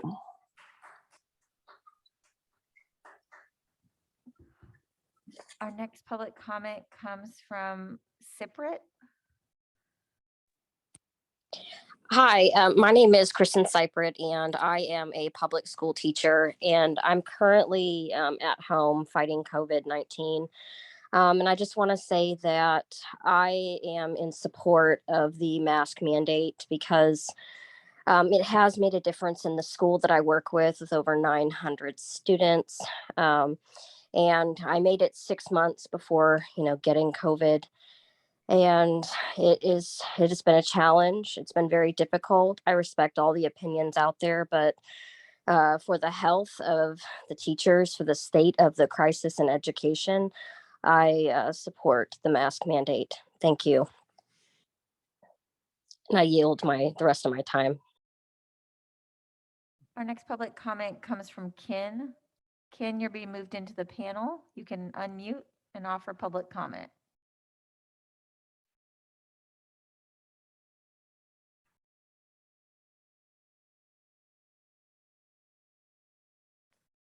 Ken, oh, there you go. Hello, can you hear me? Yes. Okay, hi, thank you. I wanted to, well, I was hoping I could see your smiling faces, but since they're all masked, I did look your pictures up online beforehand, so at least I'm going to picture some smiling faces behind them. It's been our second anniversary of 15 days to slow the spread as emergency mandate, then was flatten the curve. I just wish I would have known that when they talked about temporary measures, they would have known that this would have been days and not years. In the mask mandates that we've had so far in the county, they reference a CDC study, observational study that really left me with more questions than answers, where basically they look at mandated versus non-mandated counties. And if you're going to draw conclusions just based upon observation, you could also conclude that the mask mandate or the non-mandated counties during the length of the study had lower incidence rate. So, you know, draw what you will from an observational study, I suppose. The University of Waterloo did a study under laboratory conditions and found out that both cloth masks and surgical masks can only filter out about 10% of the exhaled aerosols. If you have N95, that's makes up to 50% effective. And even Dr. Walensky from the CDC admitted that N95s were extremely uncomfortable to wear for extended periods of time. As a side note, I think plastic bags over the mouth and nose are very effective for prevention of COVID, but they also have some undesired effects as well. So maybe we should avoid those at least. Recently, we noticed, if you even watch the news, that the CDC guidance has become very arbitrary, and it's gotten so bad that even CNN and Brian Stelter are using the CDC guidelines as a punchline. And which kind of leads me to want to know is, where does this end? Is it after Flurona, influenza, next variant, where I don't see an end in sight? Public policy shouldn't be driven by personal fears of leaders or the most fearful constituent in Douglas County. Staff shortage is a problem at LMH. I didn't hear any statements, but I'm assuming that some staff were fired due to refusal for vaccine. So maybe we could hire them back. I'm totally supportive of people who do want to wear a mask. I think that's great. But likewise, those who have no need for a mask or desire to wear a mask should have the same right to not wear a mask. We're all going to get COVID at some point. So whether we're vaccinated or unvaccinated, masked or unmasked. So I just ask the commission to make good decisions based upon science and protect our freedoms of your constituents above all. Thank you. Our next public speaker is Jeremy. Jeremy, you're being moved into the panel. Go ahead and unmute. Thank you very much. I first want to honor the fact that everyone who is there, either in person or on the interwebs, is potentially part of the solution, and that they have a commitment to the public interest. And this is crucial right now. And it is the case that we cannot, I know we're all in despair. Anybody who's not in despair right now is either not paying attention to what's going on or is a part of the trillionaire network class that was mentioned early on, in terms of the Black Rocks and the Vanguards, who seem to be the only members of our society who have not been negatively affected by this. And maybe we should deeply breathe in and out and appreciate that we still do have the breath. And many have not made it. And in many ways, it looks like the severity of this pandemic, generated by a very suspiciously originated virus with lots of indications of laboratory machinations, gain of function, CRISPR potentially technology that is actually been underestimated in terms of its impact. We're probably way over 1 million Americans. Now people can dismiss the level of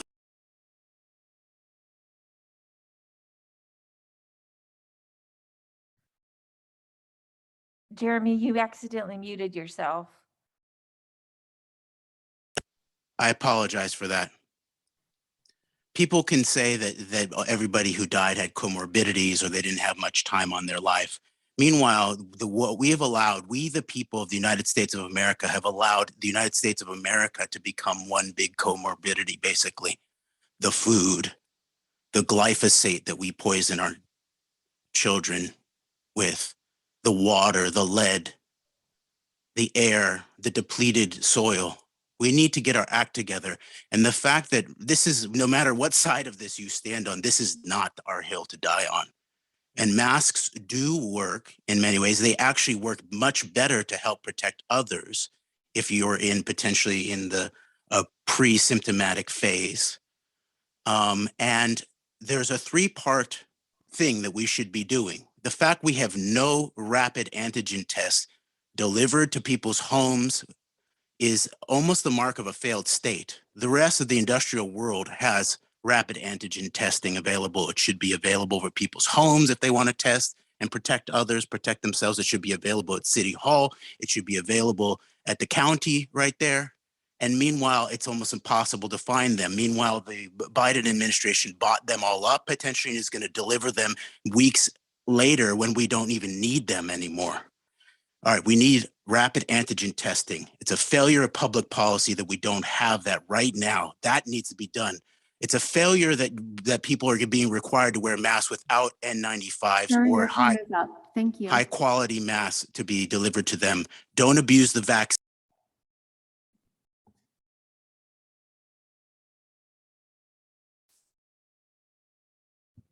Our next public comment is, it looks like L. Belcher.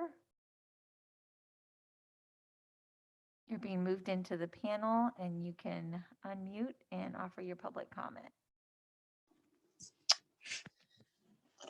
Good evening. My name is Lori. Once again, here we are talking about how to prevent COVID-19 cases. We are 2 years into this mess, and I think if we've learned anything, we've learned that we are not going to prevent COVID-19 cases. Once again, here I am encouraging you to promote health and wellness to prevent COVID-19 cases from becoming COVID-19 serious illness and death. This is not a pandemic of the unvaccinated. This is a pandemic of the uninformed. In 2 years, the only strategy this team has come up with is masking and vaccination. You have no plan for when masking and vaccinations fail, which they do, and they are. You haven't even been able to come up with a flyer to hand out at testing sites with the health department to give to people on what to do if they do test positive, who to notify, what measures they can take to treat symptoms, lessen symptoms, when to call your doctor, when to go to the urgent care or even the emergency room. I did a deep dive on Lawrence Douglas County Health Department's website, and I found a link to the CDC with one small section that said you can take acetaminophen or ibuprofen to reduce fever, which is actually bad advice, as acetaminophen reduces glutathione, which is a huge support for our immunity. It also said to drink water and get plenty of rest. The mainstream media, our government agencies, and most of our healthcare facilities have put the fear of God in most of us that if they get this virus, they could die, which is absolutely true for a very small percentage of people. And they should do everything they can to protect themselves. However, the rest of the people just need a plan, some support and reassurance. Hospitals are taxed with responding to people who are uninformed, scared, and confused. In 2017, I had influenza A. It was the sickest I've ever been in my life, but I never thought once that I was dying. I never once thought I needed to go to the hospital because no one had ever told me a healthy 48-year-old might die if I got the flu. I didn't see it on the news every night. It wasn't written in the paper. I was reading daily. The paper I was reading daily, my local health officials were not spewing it during meetings, and every other commercial wasn't telling me to wear a mask and go get a vaccination. There was no fear being propagated. The experience I just had contracting COVID-19 was like a paper cut compared to having influenza A. And even though I have researched long and hard and was prepared with treatments, I have to admit I was a bit nervous when I tested positive because of all the fear. I don't blame people for running to the hospital if their cough got worse or they still felt bad 7 days later. They had no other information to go on beyond wear a mask, get vaccinated, quarantine, and isolate. This has been your only message. How about go home, rest, take vitamin D, C, zinc, stay very hydrated, use electrolytes, stay away from sugar and alcohol because this is an inflammatory disease and those are inflammatory things. Take melatonin if needed for sleep. Take NAC as it supports glutathione production and the respiratory system. Try to let a low-grade fever ride as that is the body's natural response to viral infection. If it gets too high, use a cool cloth or a lukewarm bath. None of these things are Ma'am, your being time is up. suggested. Thank you.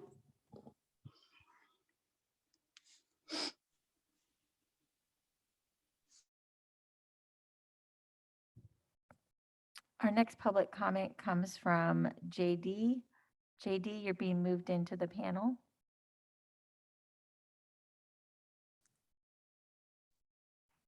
You can unmute and go ahead, JD.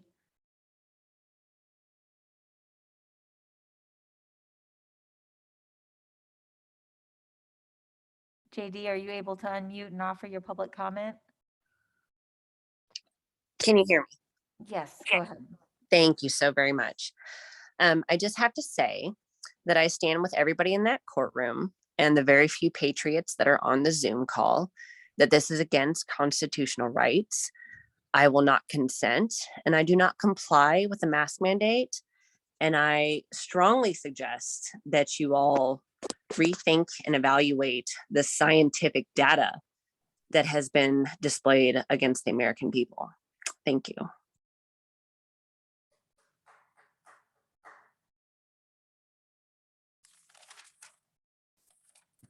Our next public comment will be Jeanette Kirkpatrick. Jeanette, you're being moved into the panel. Go ahead.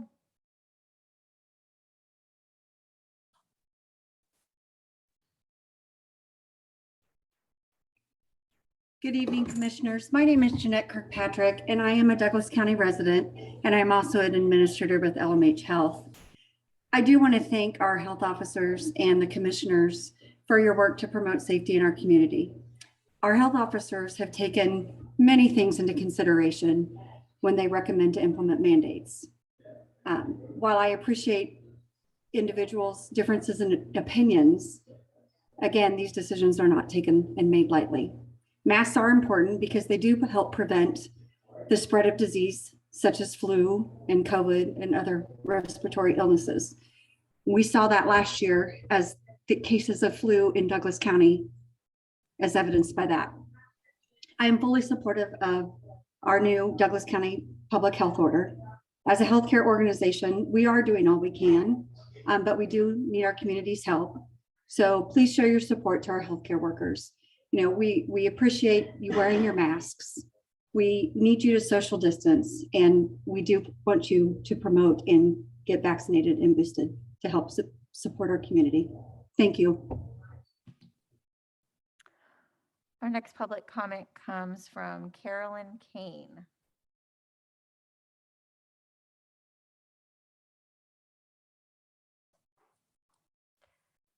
Carolyn, you're in the panel. Go ahead and unmute.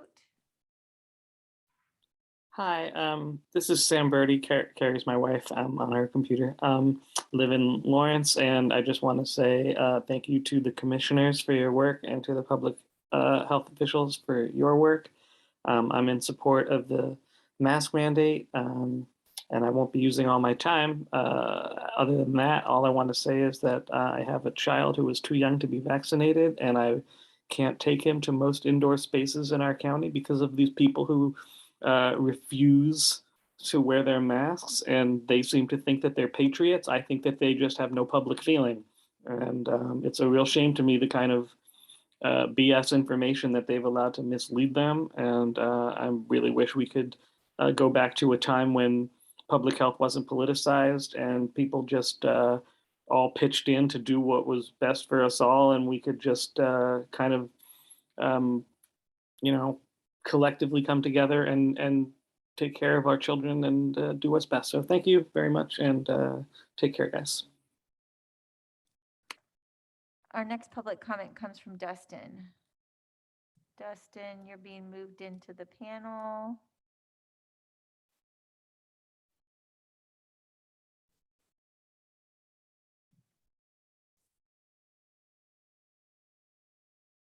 Dustin, go ahead. There you go. Thank you. I am a veteran of the United States Army, 2 tours in Iraq, and we study risk mitigation in the military as just basic classes. and understanding that masks mitigate risk for catching disease, we practice for that kind of stuff. We practice how to wear our masks and when to wear them. I've also worked in a factory where I wore an N95 for 2 years. I know how to wear a mask, and I know that it keeps me from inhaling the particles that were in the air, and it was a good thing. And it kept me healthy. I have enjoyed wearing a mask since March 2020, before anything was declared a pandemic by the county, and exercising that mask, and have done so for the last 2 years. I haven't had a cold, neither has my wife. I haven't had a flu, neither has my wife, and we haven't caught COVID-19 at all. And the masks work. I support you in this work. To the doctors and Mr. Partridge, you have my support. I want to say thank you. I want to know you to know that we are smiling at you and saying, keep up the great work in our family. I also want to say that to the county commissioners, you keep doing what is right. You know what is right to take care of our community, even those who want to malign you and scream at you and call themselves patriots. As someone who actually fought wearing that flag and see the people disrespect it by trying to wear it as a cape and think it by just parodying it around, that makes them a patriot. No, it does not. And I want to say to you, the doctors, and to you, the county commissioner and the county administrator, you are patriots. Keep doing the right thing. And I'd also just like to point out, there's a very distinct racial disparity in who is speaking against and for these masks.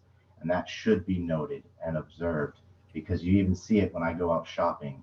There's certain groups of people who are all wearing our masks and certain group of people who are not consistently wearing their masks. Thank you for your time.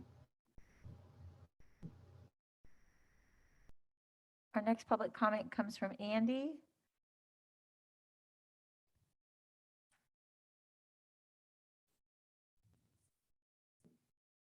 Andy, go ahead and unmute.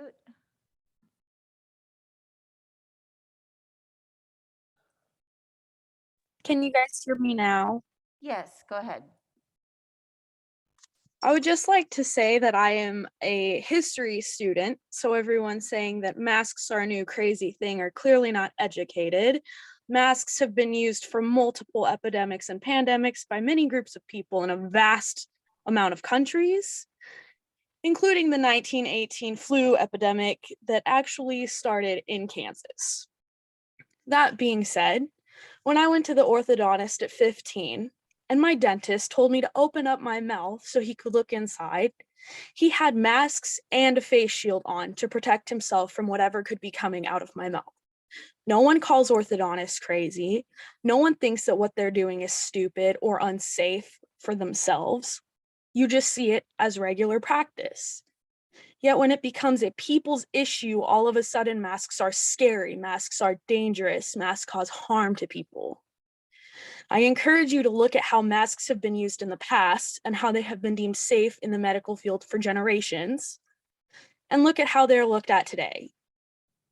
I would also like to say thank you to everyone that is here, and thank you for your opinions, but do thorough research and don't just trust the first thing you find.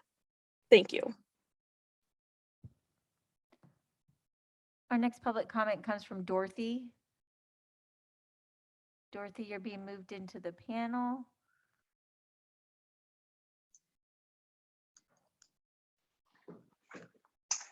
Hi, everyone. My name is Dorothy, and I'm a Douglas County resident. I want to echo some of the folks that have thanked people for their public service, thank the commission and the public health workers in the healthcare sector and in the public health department.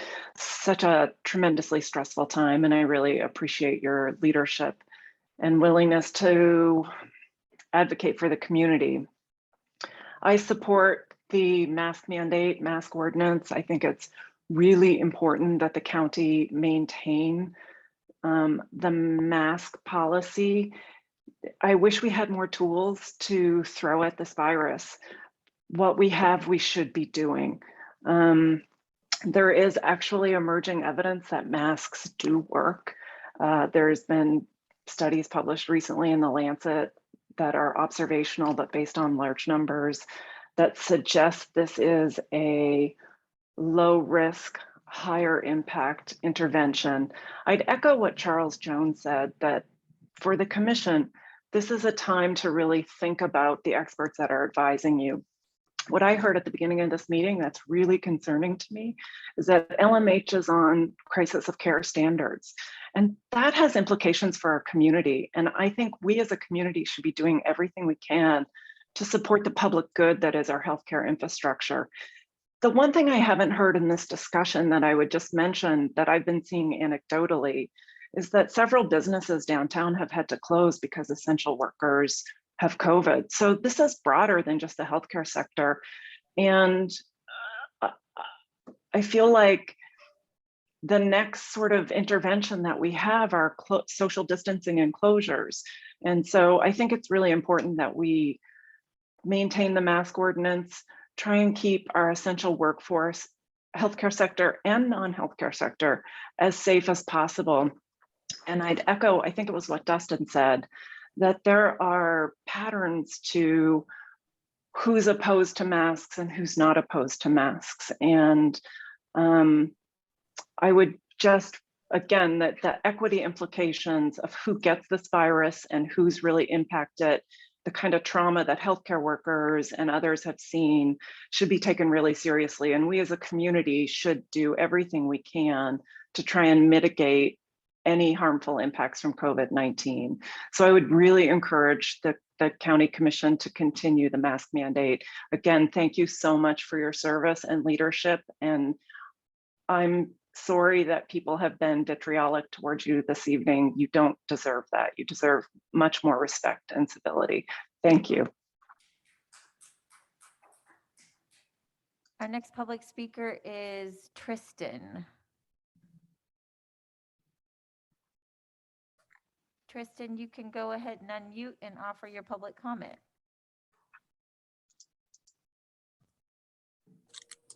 Okay, can you hear me? Yes. Hi, my name's Tristan. I live in Lawrence. I wasn't going to say anything, but I just wanted to voice the support for the mask mandate.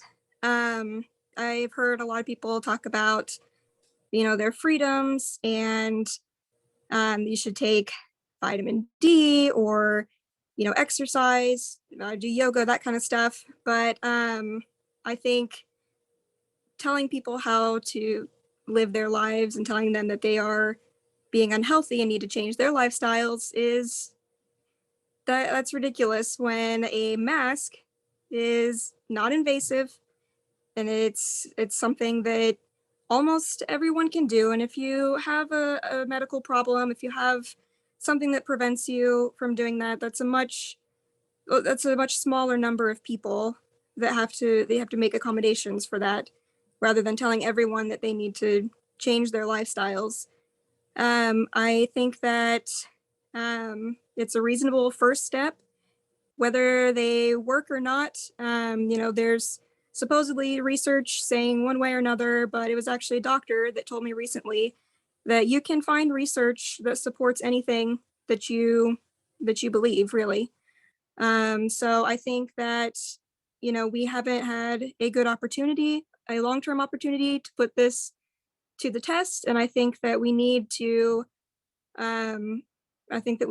implement this first step at the very least before we say whether they are making an impact or not, because we know that the numbers are going up. I mean, that's something that we can all agree with.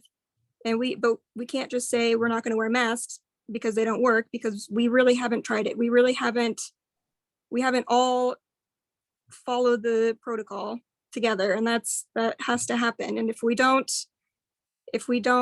do this, then we have to think about what the next step is. If the masks are, if the cases are still going up and everyone's wearing the masks, well, then we need to come up with the next step. But we can't just say we're not going to wear masks, we're not going to do anything, because that's not going to benefit anyone. That's all I have to say.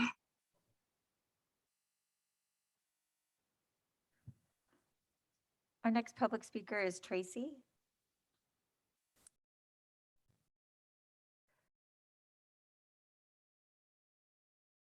Tracy, go ahead and unmute and offer public comment.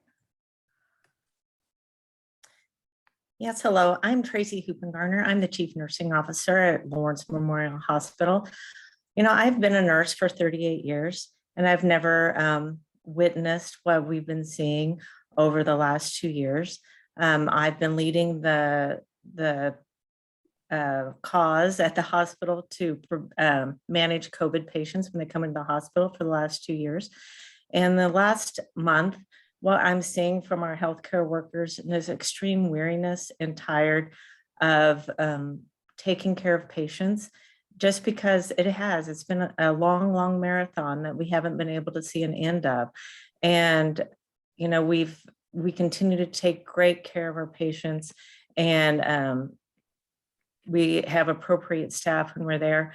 And we're doing all sorts of things in the hospital to protect our patients and our staff by, we've tightened our visitation policy. We wear the proper PPE. Our staff have been wearing masks for the last 2 years.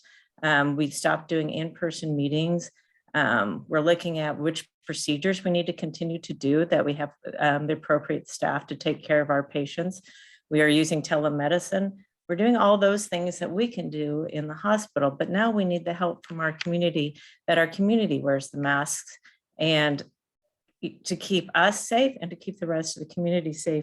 Because when we talk about how many patients we have in the hospital with COVID, we don't talk about the number of patients that don't have COVID, and they deserve care also.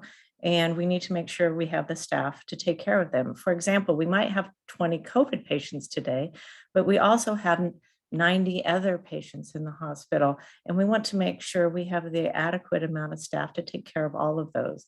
And it doesn't count the 35, 40 patients that are waiting to get into our emergency department because of the amount of patients that we have. Dr. Scrimshire spoke about, patients that we have to hold in the emergency department because we don't have a bed in the hospital. And that continues to happen. And it's the last couple weeks, it is very hard to see. And I've never seen anything like that in my 38 years of nursing. And I really want your support on the mask mandate, because it is very, very important to keep our community safe. So thank you.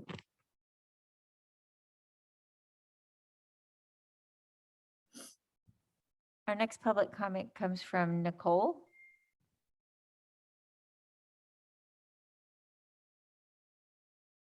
Nicole, you're in the panel. You can unmute and offer public comment.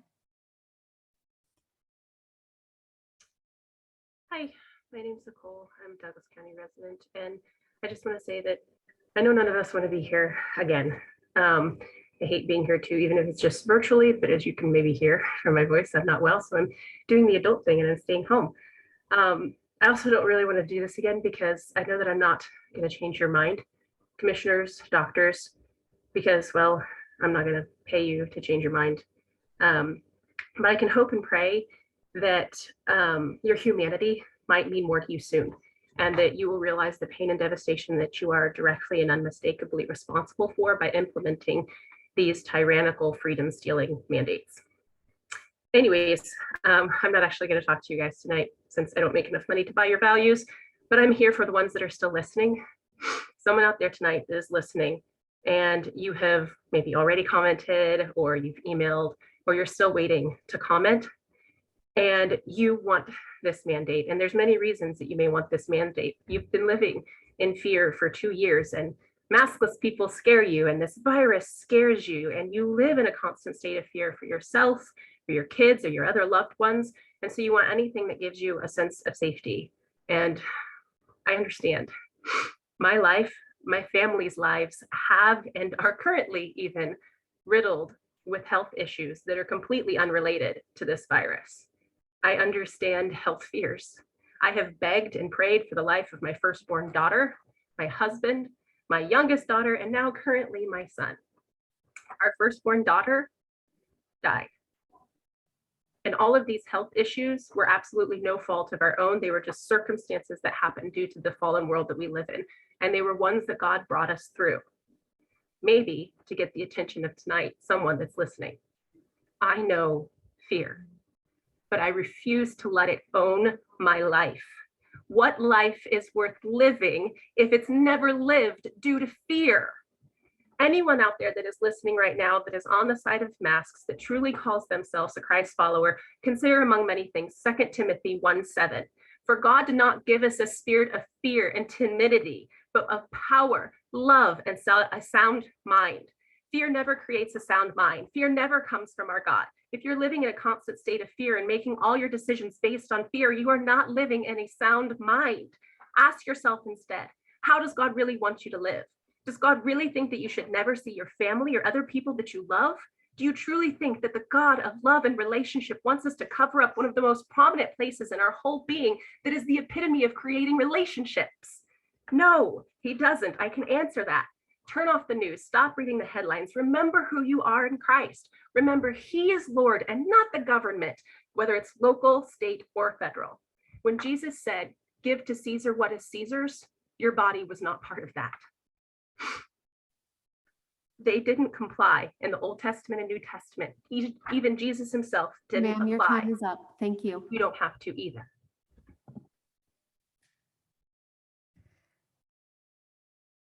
Our next public comment comes from Will.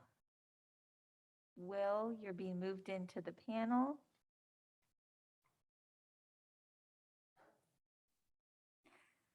Will, you can unmute and offer your public comment.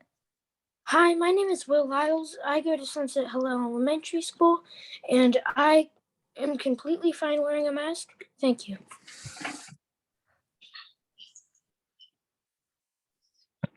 Our next public comment is going to be, all I see is, it says Lawrence DSA.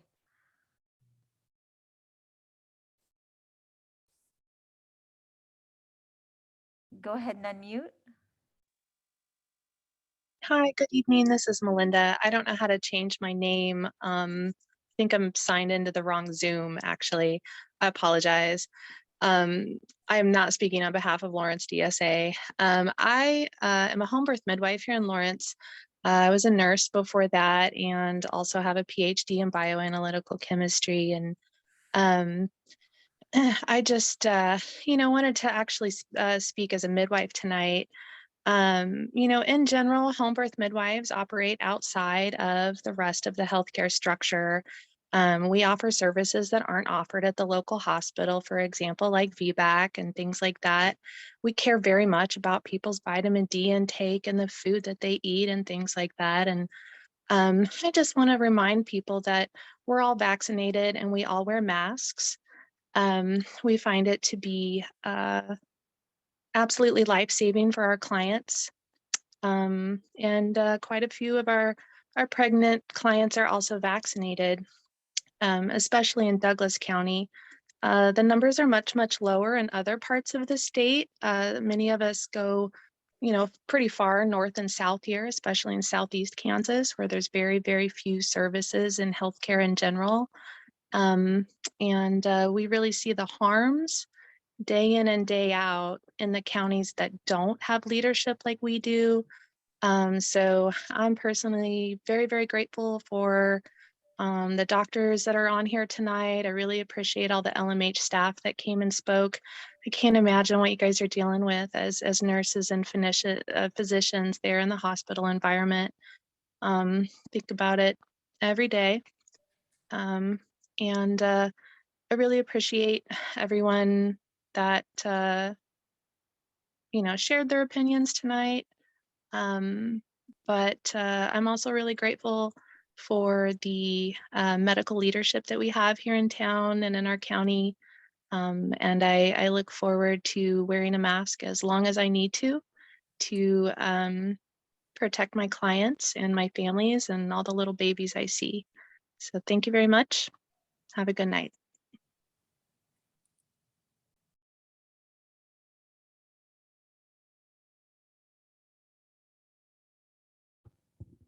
Commissioners, I don't see. Oh, I did. Okay, sorry. I didn't think I did that. Cheryl, did you still want to offer public comment? Yes, thank you. My name is Cheryl and I'm a Lawrence resident and I want to voice my support for the mask mandate. Thank you.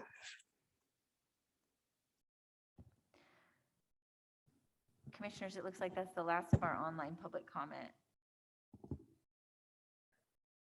Thank you. We will bring this back for discussion amongst commissioners. I do want to give Dr. Scrimshire and Dr. Marcelino any opportunity to respond to anything that they've heard or any additional insights after public comment.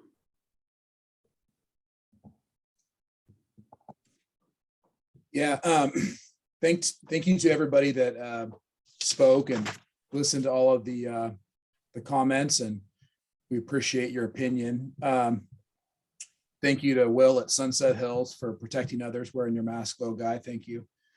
I think one of the themes that stood out for me was, a lot of try to think about not wearing. It's not about wearing a mask because you're afraid. It's about wearing a mask because of love for other people, because of you're trying to protect other people. So a mask will help protect you, but really the mask is meant to protect other people.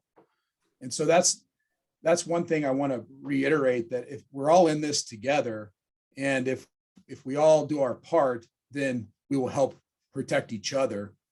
Now, if you are immunocompromised or you are high risk, that's when you need to get fitted for an N95 mask and take that extra precaution. But the order is written to allow for different types of masks, because not everybody has the capability to have the best well-fitted mask. And so we're making that exception for everybody to do the best they can, to come up with the best mask that they can. And you do that out of love for others. So you do your best by providing the best facial covering that you can to protect your neighbors.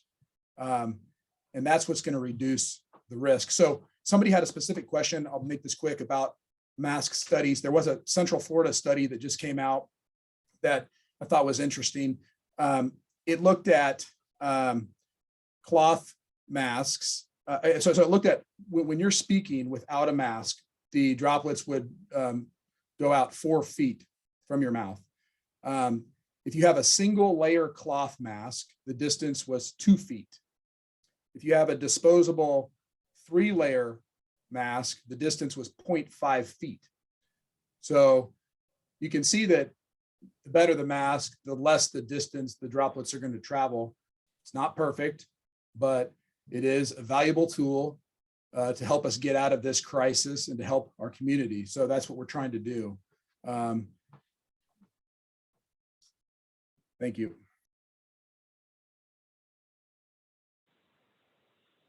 Thank you, commissioners. I think I'll try to be brief. The reason our staffing, the reason we have so many people out isn't because they're hospitalized. We have people stay home so that they don't infect our patients. I don't know. That's the primary goal. It's not like a typical cold that you just, kind of work through and continue to work and tough it out. We would prefer that our patients that are in the hospital are not infected by our staff, and we've been lucky at preventing that to this point. We've been trying to get staff. There aren't staff to get, and the staff that we can get are agency staff, which costs a lot of money. Our staff are burned out and don't have the capacity to work overtime. It's costing. I don't do the money thing. That's somebody else's job, but I know that it's been a huge burden on our hospital, having to pay out just to get staffing. Same thing with testing. We think it's important to continue to have testing available to the community, but it is actually a cost to our hospital to provide that testing because we don't get reimbursed as much as it costs. But we still feel that it's an important part of mitigating this virus. I have responded multiple times about reporting numbers as far as who is here with COVID versus who is here for COVID. The VA has started tracking, the Kansas City VA, they've started tracking, and yesterday, I believe it was, to this point, he had 72 people that had been admitted for COVID and 1 that was admitted with COVID. Those might increase as we move into the next couple of weeks, just because it is so prevalent everywhere. People will be infected and not know it. The vaccine works as intended, keeps people out of the hospital. And even though it was Dr. Ginther who said, despite all the mutations, it still works at keeping people out of the hospital to a great degree. Boosters help even more. And then masks, yeah, no, I mean, I do not like gaiters. You know, that the thing people wear, I don't like them. I don't think that a t-shirt or a scarf or a towel, pick whatever, is as effective as a surgical mask or as an N95. I don't think that every person should be in an N95. But what I do know is that a face covering over your face, if you are infected, helps decrease the viral load for someone else, decreases the viral load if you're exposed. And not every single person can afford a mask. That's why the additional, like the t-shirts and scarves are written in. Because if someone can't afford a mask, they shouldn't be refused insurance. I think that masks should be more available, but there was a bunch of funding that was pulled at state and federal level. So yeah, I think masks should be on public transport. They should be at every doorway. I support that absolutely. I just wanted to thank everyone for their time, everyone for their opinions, and just thanks for listening to us when we're clearly asking for help. Thank you. I just want to start by reiterating part of what Dr. Scrimshire said. I do hope that masks are readily available. We were handing out masks to anyone who came without one here at the courthouse today, and I would hope that we can work with the city of Lawrence to encourage them to ensure that masks are available on public transit again. We want to make sure that masks are available everywhere in our community, because as Dr. Marcelino and Dr. Scrimshire have pointed out, this is really an ask of our community to make sure that we can continue to have access to healthcare resources, that we can make sure that we are flattening the curve and doing everything that we can to keep our community healthy. I found it really jarring when Dr. Scrimshire mentioned at the beginning of her comments that LMH doesn't do cardiothoracic surgery and currently can't send people to KU Med because they're not taking new patients. 20 years ago next month, my dad had an ascending aortic dissection and went to LMH and was very quickly assessed there and life flighted to KU Med. When we got there, a surgeon quickly got him in and saved his life.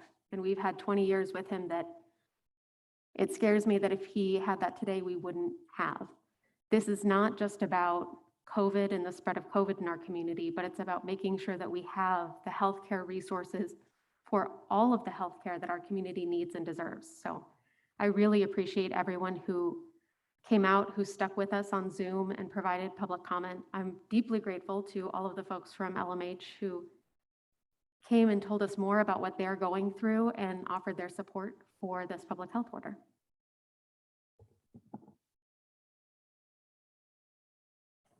I have some of the same comments as Commissioner Portillo, so I'll curtail them a little bit. But first, I think it's important to recognize the role of our public health officer and his deputy, and Dr. Marcelino and Dr. Scrimshire. I am sure you don't want to, this is not a power grab, and this is not something you'd like to continue. And I believe, well, I know that legislatively you have a responsibility to monitor infectious disease, and when you feel it is appropriate to bring forward a public health order that can protect our community, and you've done that. And legislatively, you have to provide evidence to why you think that is the least restrictive and the best mitigation, and you've done that. I think it would be irresponsible of this commission not to respect your roles. We, along with the Lawrence City Commission, have appointed a health board that appointed our public health officer. And we do that knowing that you have the expertise to advise on health orders and monitor infectious and contagious diseases. So it's hard to hear our public say they don't trust you. And I understand that people don't trust you. I understand what they're saying.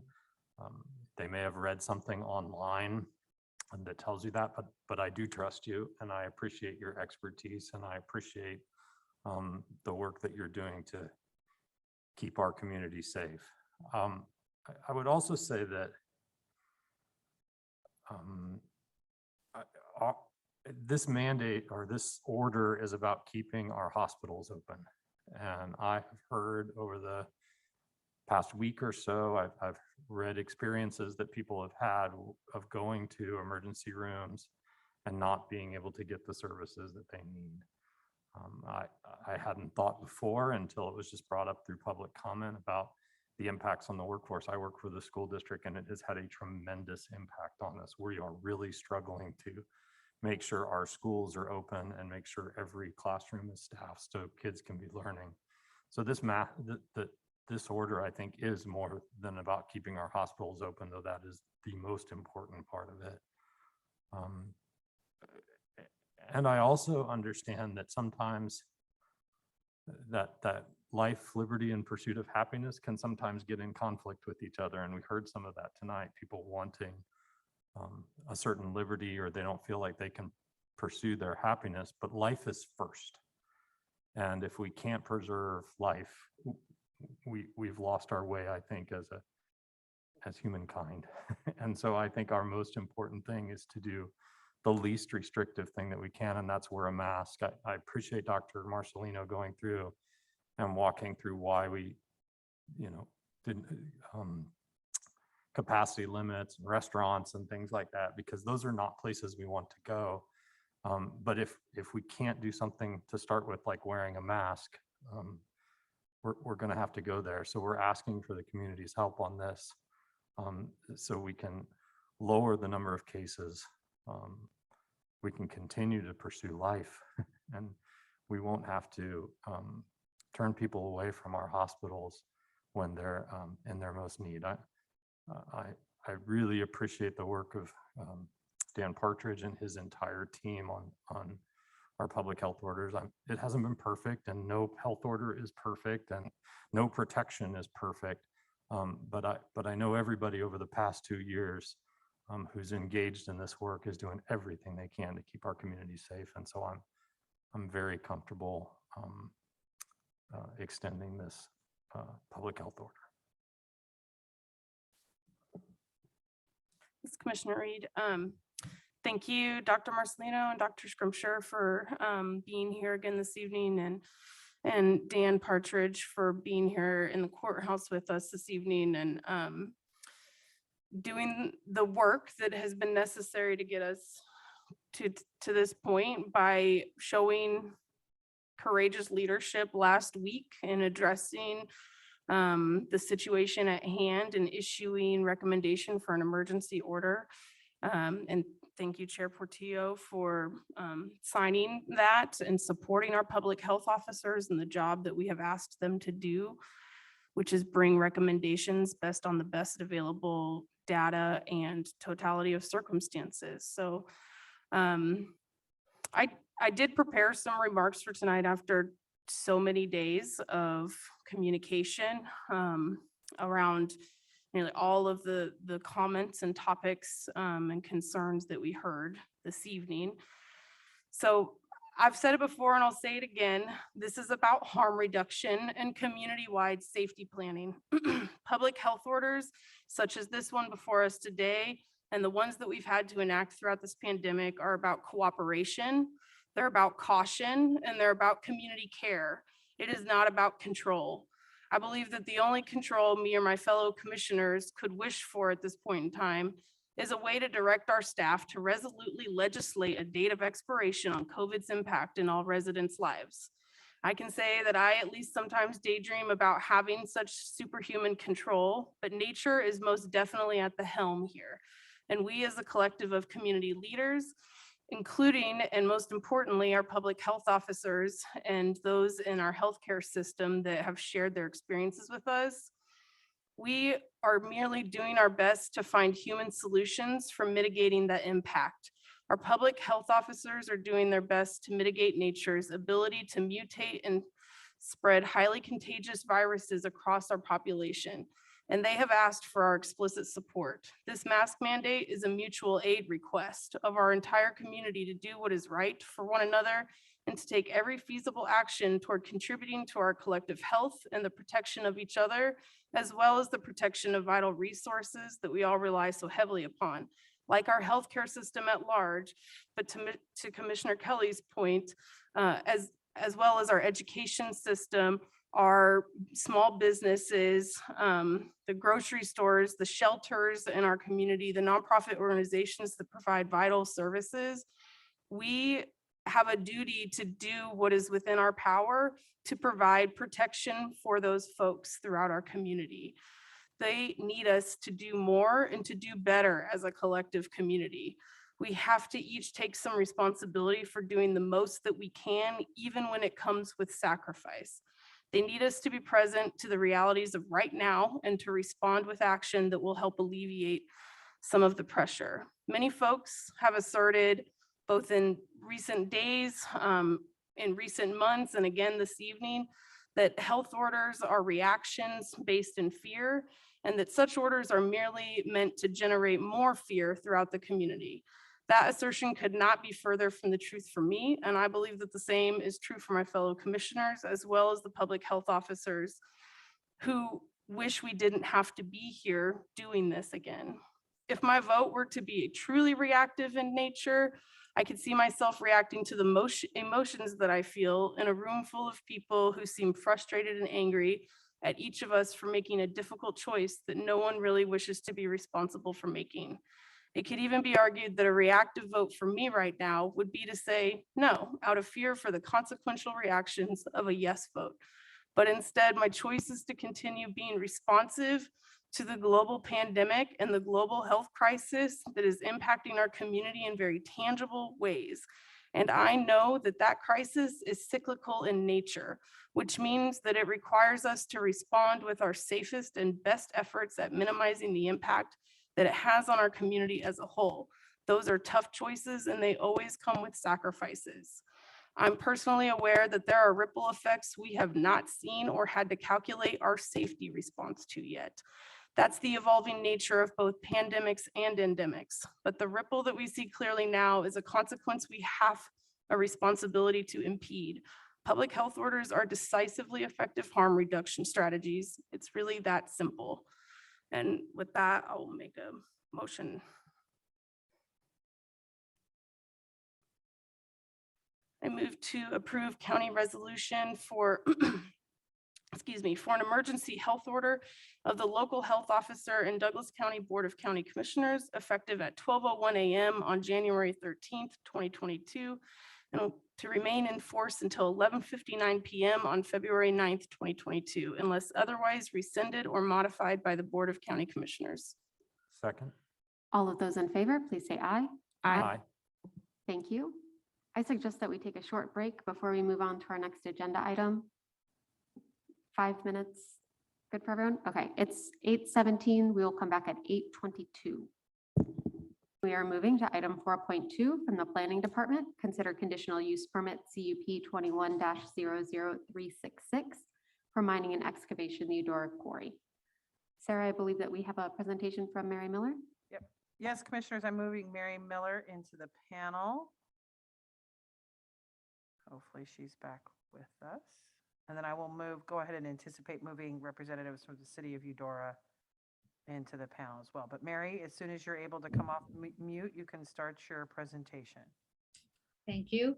I'm Mary Miller, City County Planner. And as you mentioned, this CUP is a request to expand the area within the CUP for the Ham Eudora Quarry and also to extend the time frame.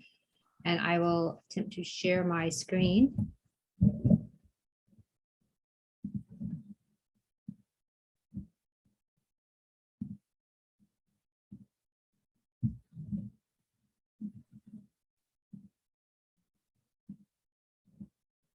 I hope you're able to see that. Yes, it's up, Mary. Okay, great. It's approximately, the addition of approximately 160 acres and located in the northeast corner of North 1200 and East 2300 roads. This graphic just shows the location of the quarry. The area outlined in yellow is the currently permitted quarry, and the black parcel with the big star is the area that's being requested to be added to it. The quarry is within 3 miles of the city of Eudora, so a joint planning commission. Mary, I'm sorry, I don't mean to interrupt, but your slides aren't moving forward. So we still just see your title slide. Oh, I wonder what's happening.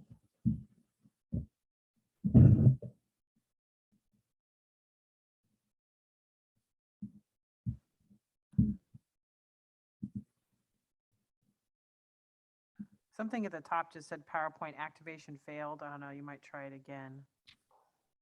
Okay, let me see.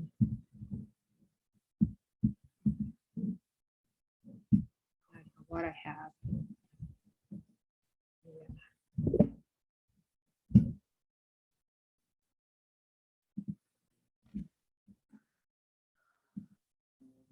Let me try one other thing. So are you able to see this screen with the, with this one? Are you able to see this? It shows the aerial of. Yep, that moved. Okay, I'm not going to go into the side screen mode. I seem to have trouble with that. I'll just do it this way. Hopefully it'll work. And so that area with the black star, that's the area that's being requested to be added to the quarry. And as I mentioned, the quarry is within 3 miles of the city of Eudora. So a joint planning commission meeting was held. Lawrence Douglas County and the Eudora Planning Commissions met, and they each forwarded a recommendation to you. They both recommended approval of the CUP, but they had different conditions for the time frame. And so we'll discuss that as we move through the review here. As the quarry is on the Johnson County line, residents in Johnson County were notified, as well as the residents in Douglas County, and the Johnson County Planning Office was notified. And they commented that this addition would move the quarry further away from Johnson County. So they had no concerns, but they did not want to see any changes to the conditions regarding setbacks, the hours of operation, the blasting setbacks, blast monitoring, haul route, or fugitive dust. And no changes are being proposed to these conditions. The only revision that's being proposed to the setback condition is to clarify what is prohibited in the setbacks, but it's not actually changing the setbacks. The Johnson County planner noted that the eastern edge of the quarry is actually adjacent to the DeSoto planning area. And so we sent the plans to their planning office, and they noted that as it's outside the planning area, they had no concerns. And this graphic shows the various stages of the quarry. They were all approved with different CUPs. The area in yellow is what is called the Peatfish Quarry. And it was in place before 1966, so it's a grandfathered or non-conforming quarry, but it was added with this CUP with the original approval so that it would be reclaimed. So it will follow through with the same reclamation process. And on the west side of this quarry, this is the operations area where they have their washing pit, their stockpiles, their scale house, and employee parking. On the east side, this had been reclaimed in the past so that it could serve as a temporary asphalt plant when a temporary business use permit was obtained. However, they no longer plan to use it that way, and so they have plans to reclaim it. It's been final graded, but reclamation is not complete. And one of the conditions staff is recommending is the reclamation of this east side of the Peatfish Quarry be completed along with the rest of phase 1, so that before it goes into phase 2, it'll be reclaimed. And to be reclaimed so you can move into the next phase, it needs to be final graded, topsoil needs to be applied, and then it needs to be seeded. But one of the changes to the condition was that if it happens in the winter and it's not possible to reseed it, then you could go ahead and move to the next phase without seeding it, as long as you've established a date that you are going to seed it by, so that it doesn't have to be held up because of the cold weather. The green area to north is referred to as the Ham parcel. It's a half of the overall Ham parcel. This was the subject of the 2002 conditional use permit. This permit was approved in 2003. However, the county commission's decision was appealed to district court and then to the appellate court. So the quarry was idle until after the litigation ended in late 2013. And the red area to the west is referred to as the Shelton parcel. This was added with the 2019 CUP. The area east of the creek, which is generally shown with that white line, the area to the east is a part of the phase 1. So it was included with the green ham area as phase 1. And the red area to the west was phase 2. And the area outlined in green is the parcel that is the subject of the current CUP. And when a conditional use permit is submitted for a property, the entire property is listed as being within the CUP. For instance, if you have 80 acres and 2 acres are being planned for an event center, the CUP will note it's 80 acres, but the use would only be permitted for 2 acres. And in this case, the full parcels are included in the CUP description, but there are areas that are not quarried. For instance, the area east of the creek on the ham parcel is a no quarry area. And with the reconfiguration, the areas to the west of these would also not be quarried at this time. And so this CUP is proposing approximately 411 acres. However, about 115 acres of that would be mined. The operator plans to keep quarrying to the east of that white line. However, they wanted to note that depending on the time frame for the CUP approval, if it took many months, they may need to move west of that line in order to keep up with the contracts. And they noted that if that happened, they'd be mining on what's currently approved.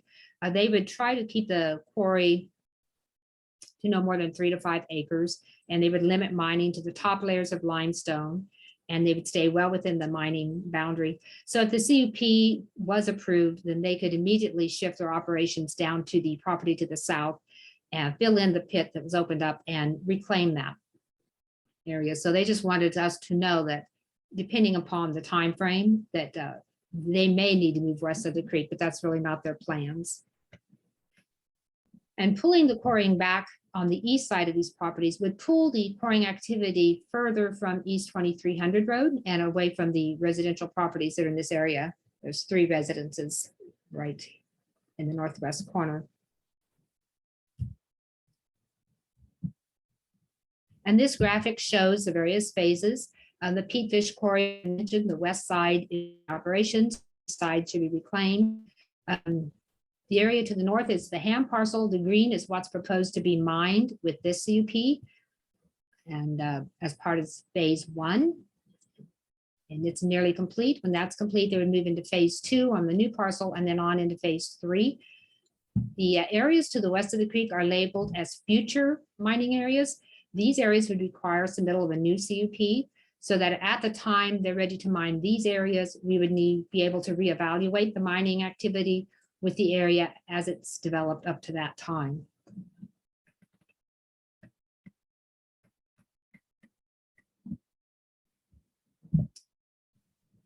This graphic shows phase 1 as it was proposed with the 2019 CUP. And as you can see, it covered most of the ham parcel. Much of this has been quarried and is now in reclamation. And this is overlaying the current phase 1. And there is a condition just to sort of remind staff and the applicant that the entirety of the former phase 1 needs to be reclaimed. It needs to be shown in the reclamation plan, and all of phase 1 reclamation needs to be complete before they can move into phase 2.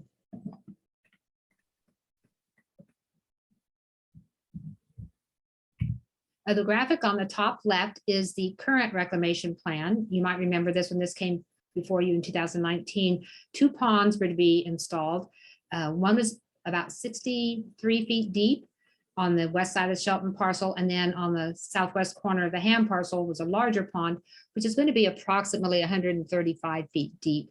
And there's a lot of concern about safety with these deeper ponds. And so with that CUP, there was a requirement that the ponds would be fenced, and there would be a pond maintenance agreement executed between the operator and the county, which would require the operator to maintain fences around these ponds, chain link fences with no trespassing signage, and they would have to stay in place until the water in the ponds rose to the planned water level.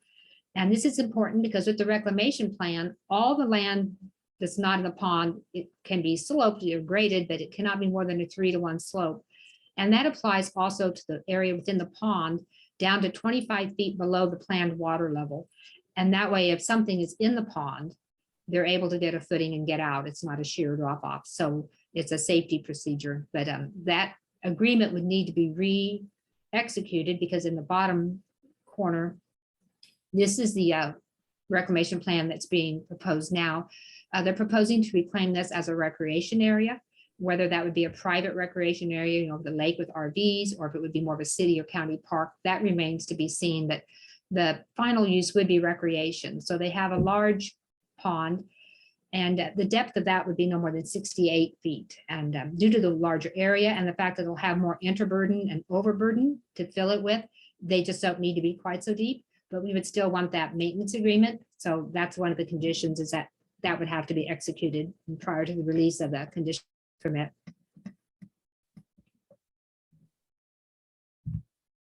So I'll just go through some of the review criteria. These include the golden factors as well as other just CUP criteria.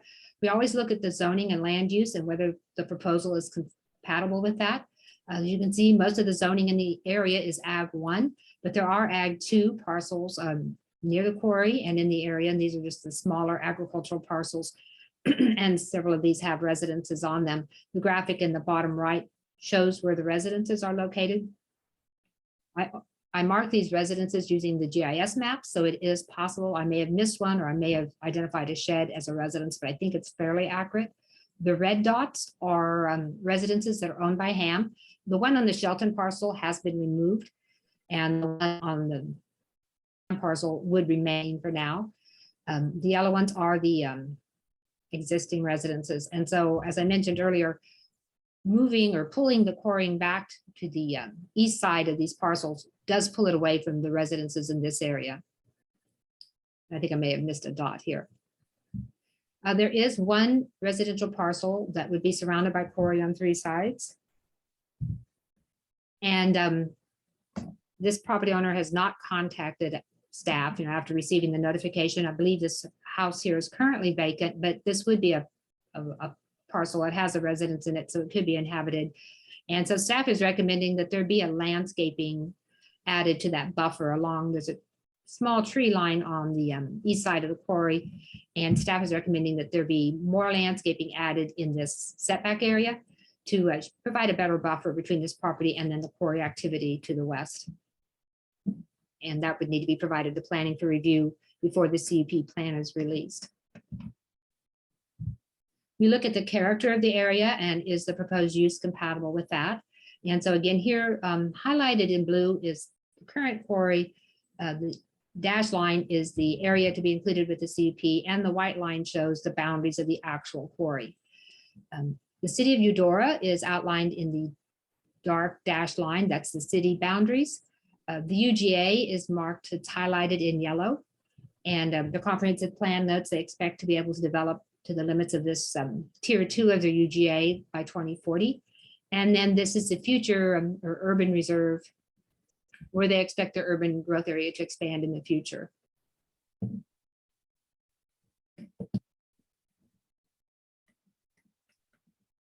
And so looking at the distance between the quarry and the urban growth area and the fact that they don't expect this to develop until 2040, I believe the expansion would be compatible with the character of the area, provided it has the adequate conditions. And then we look at, is the proposal, is it compatible, or does it comply with the zoning regulations? We have zoning regulations for quarries. We require 300 feet setback from all residences. The quarry has 500 feet. We require 50 feet setbacks from adjoining properties that are under separate ownership, 100 feet from the right of way. The plans provide 150-foot setbacks along the perimeters, and berms and landscaping may be located in the setback, and they do show that berms will be located within the required setback. There were some public comments about the berms that were shown on the plans. They had notes also saying that drainage, berms would be added as needed to manage drainage. And so I asked them to provide a updated plan sheet to make it more clear where berms are actually going to be added, and then just add a note saying there could be additional berms if they need to manage stormwater drainage. They don't believe they'll need to add any based on the topography, but it's an option. If they need to add berms to manage stormwater and keep it on their site, they don't need to revise the CUP. But with the revised sheet, the perimeter berms are shown as being installed. And so there won't be any confusion between what's a drainage berm and what's a perimeter berm. The berms need to be 3-to-1 slope or less. They have to be located along the right of way adjacent to the quarrying activity, or they can be located more anterior to the site and located next to adjacent residential uses. And so it is compatible with that. One of the requirements is that pre-blast surveys be offered to property owners prior to moving into a new phase and or onto a new parcel. And with the new parcel, that would be a requirement of the CUP, is that they offer and conduct the pre-blast surveys. They have to mail the notice out by certified mail. And anyone who agrees and asks to have the survey, HAMS would be responsible for contracting with a firm to conduct that survey. And a pre-blast survey, it can be two things. One is they have a videographer, and they'll videotape the structures and the foundations so they can document what is the existing condition. And also they will measure the depth of water in the nearby wells if they ask. And that way it gives a baseline before quarrying moves into that area. And then a reclamation plan is required, and one was provided with the conditional use permit. We look at, is the property suitable to the uses that it's restricted to now, and is it suitable to the proposed use? The property is suitable for the agricultural use. It's currently used as agriculture. The figure on the left shows where the prime soils are. Those are the green soils. And then the soils of statewide importance, which are typically soils that are not prime soils, but are not located on steep slopes. And so we have quite a bit of good soils on the land. And the figure on the right shows class 2 soils, which are recommended to be protected by the comprehensive plan. So we do have high quality soils, and the property is well suited for agricultural uses. However, due to the location of the limestone in the area, and also the close proximity of mining infrastructure, it's also well suited for the mining and excavation use.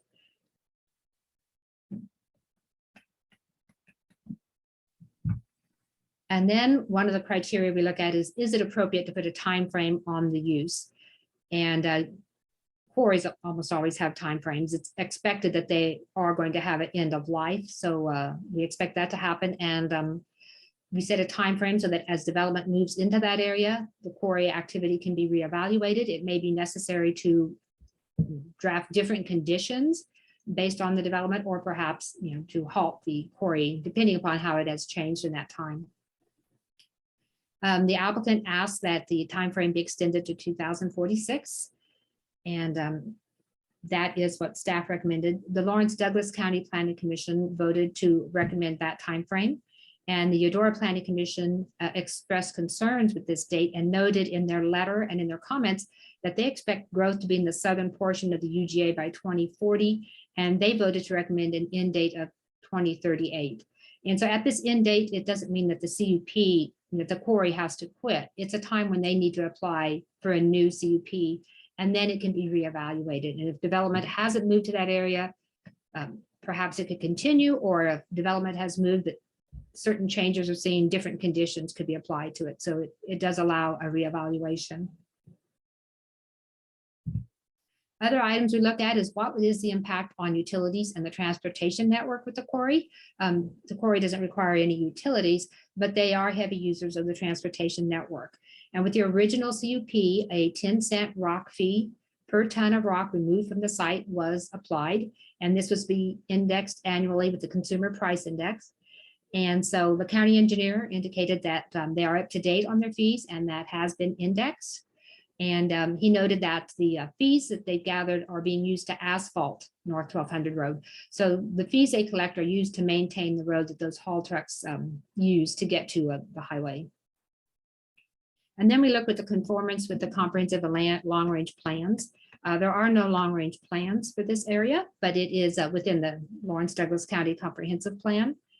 And the plan has several recommendations. One, it recommends that we minimize the conversion of agricultural land to non-agricultural uses. And then it also recommends that we recognizes the need to extract natural resources that it's essential, and it recommends that the extraction process be managed to minimize impacts on the environment and surrounding land uses. So this change would remove land from the agricultural use, but with the conditions and restrictions of use, the mining use should minimize negative impacts.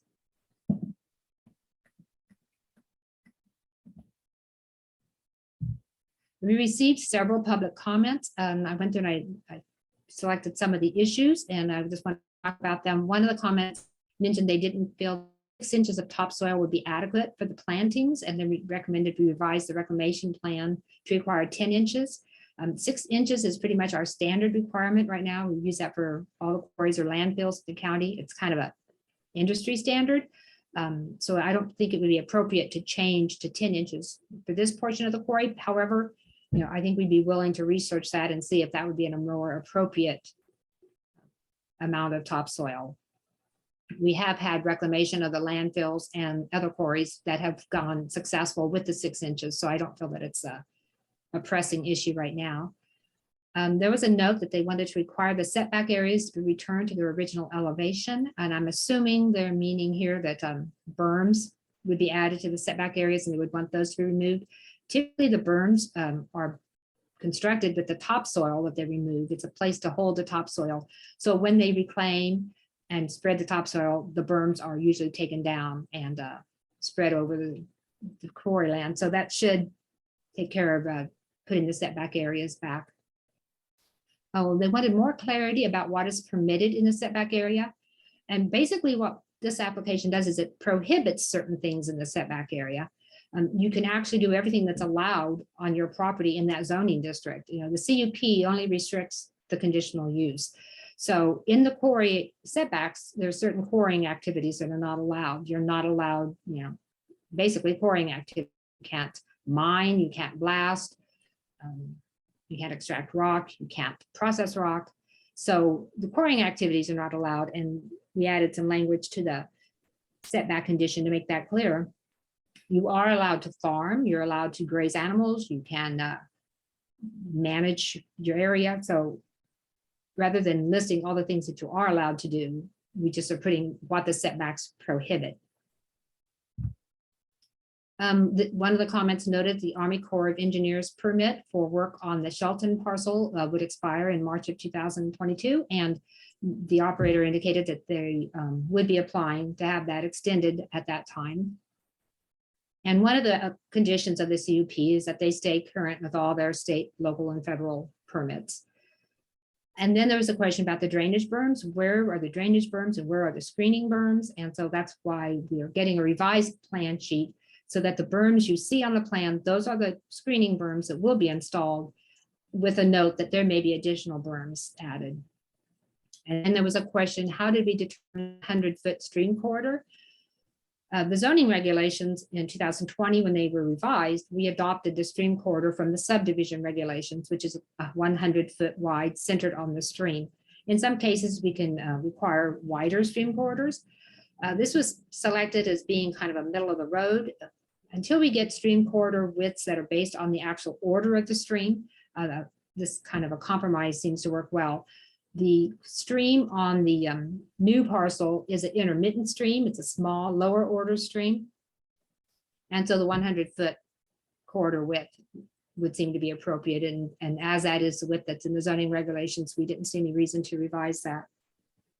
A wider width is on Coleman Creek on the other property, and that's because that's a higher order stream. There's a comment about stockpiles in the setbacks. Those would not be allowed. That would be a mining activity. Reclamation will not be for agriculture, and that is true. The reclamation plans, the end use has been revised to be a recreation area. There's a mention about the cost of living index for road rock fees. The road rock fees are indexed annually with the consumer price index. I don't know if that's a different type of index.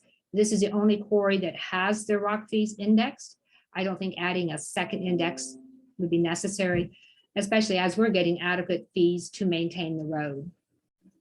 Every few years there's an update on the road with these rock fees. The county engineer indicated they were adequate. And then there was a question, can the quarry be used as a landfill? The condition number 1 on the condition list of conditions lists the quarry activities that are allowed. And then at the bottom, it notes this cannot be used, nor can it be asked to be used as a sanitary landfill during the lifespan of the quarry. And the public comment mentioned that perhaps it's being used as a like a clean rubble landfill. And in a way it is, you take dirt off of one spot on your property, you put it in another one, it's a sort of a landfill.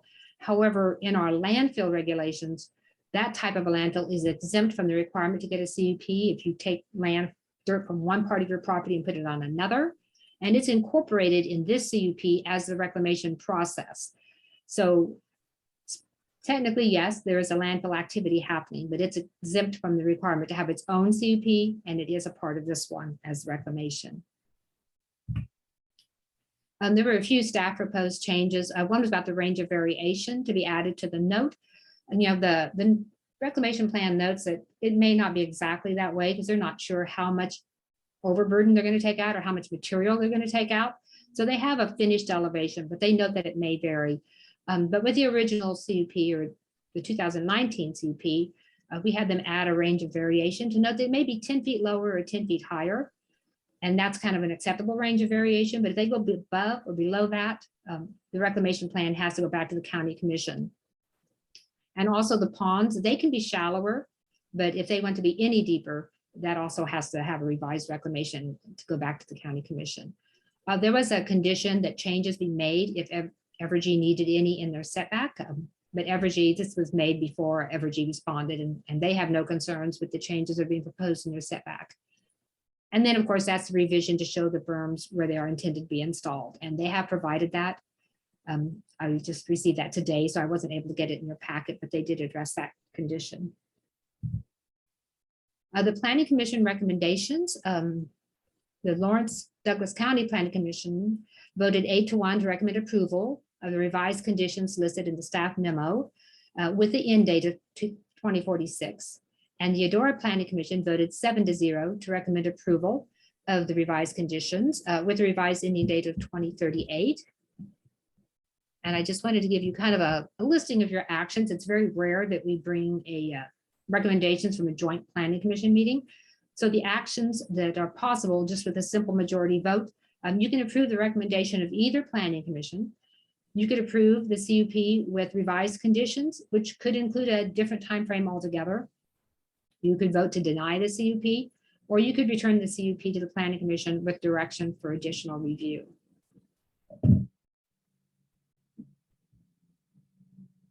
And so that concludes my presentation. I believe there's representatives from Eudora to address you, and then I think the applicant is present as well.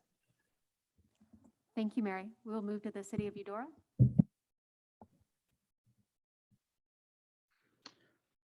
Good evening, Commissioners. Barak Matite, City Manager, City of Eudora. I'm joined tonight by Dave Nopik, our planning consultant. And before I pass it on to Dave, I did want to mention to the City Commissioners that this item was discussed and presented to our City Planning Commission, and then also our commissioners were at the Joint Planning Commission as well. And Dave Nopik will provide a high-level overview of some of the highlights that were presented to our Planning Commission, and also his staff report is included in your packet as well. The same staff report was included within the Planning Commission packet when we had the joint meeting as well. So I'll pass it on to Dave Nopik, and we'll stand by for questions after his review. Dave. Thanks, Barak. Good evening, Commissioners. I know it's been a long evening, so I'm gonna try to be as brief as possible. Dave, it's really hard to hear you. Are you not hearing me? Oh boy. No. Let me see what we got going on my end. Hang on just a second.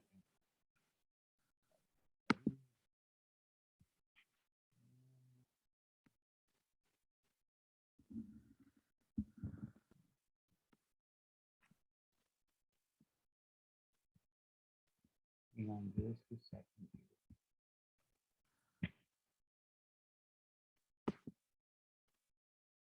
Is that any better or not? Not really. Okay.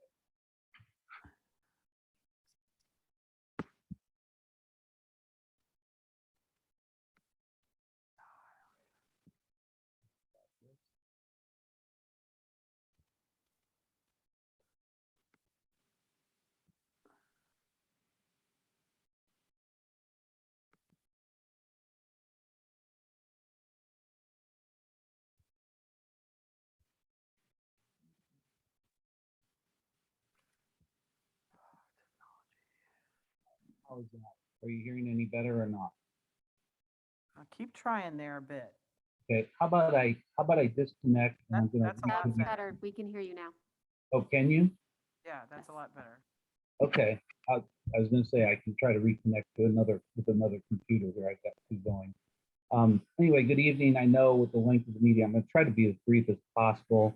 I don't think there was a need to show you any additional exhibits. Mary's presentation had a number of the key exhibits in it, and if you have questions, we can go to those as we need to.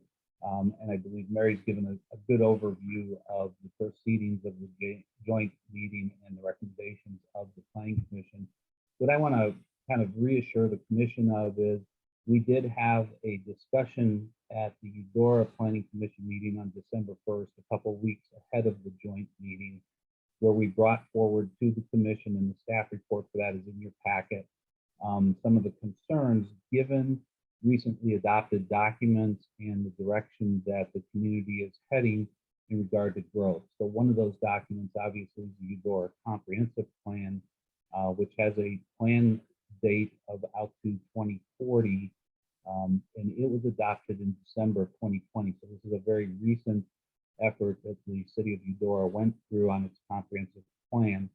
And as we utilize that, or as we were going through that process, it was also informing the urban growth area interlocal agreement. So as we came up with population projections and other growth elements to the community, that was informing the interlocal agreement that also has been cited here with the UGA.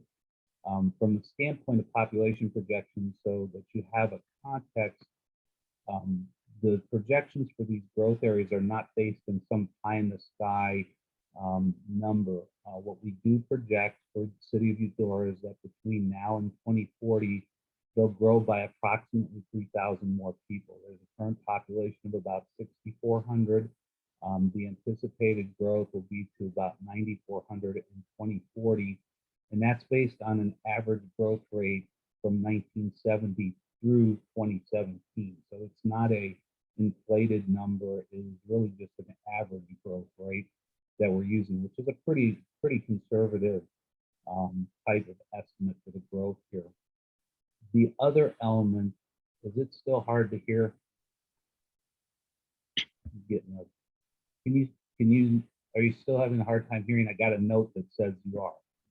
You're a bit quiet, so if you could try to speak up a bit more, that would be helpful. What I can do. I'm in the office by myself, so I'll yell if I have to. So as we look at this projected growth of additional 3,000 people, again on an average growth rate from 1970 through 2017, we feel very comfortable that that's a number that is achievable in that planning time frame. Also, as part of that, we looked at geography to see where the primary growth areas are, and Eudora's growth is somewhat constrained by topography and geography. Growth to the north is limited.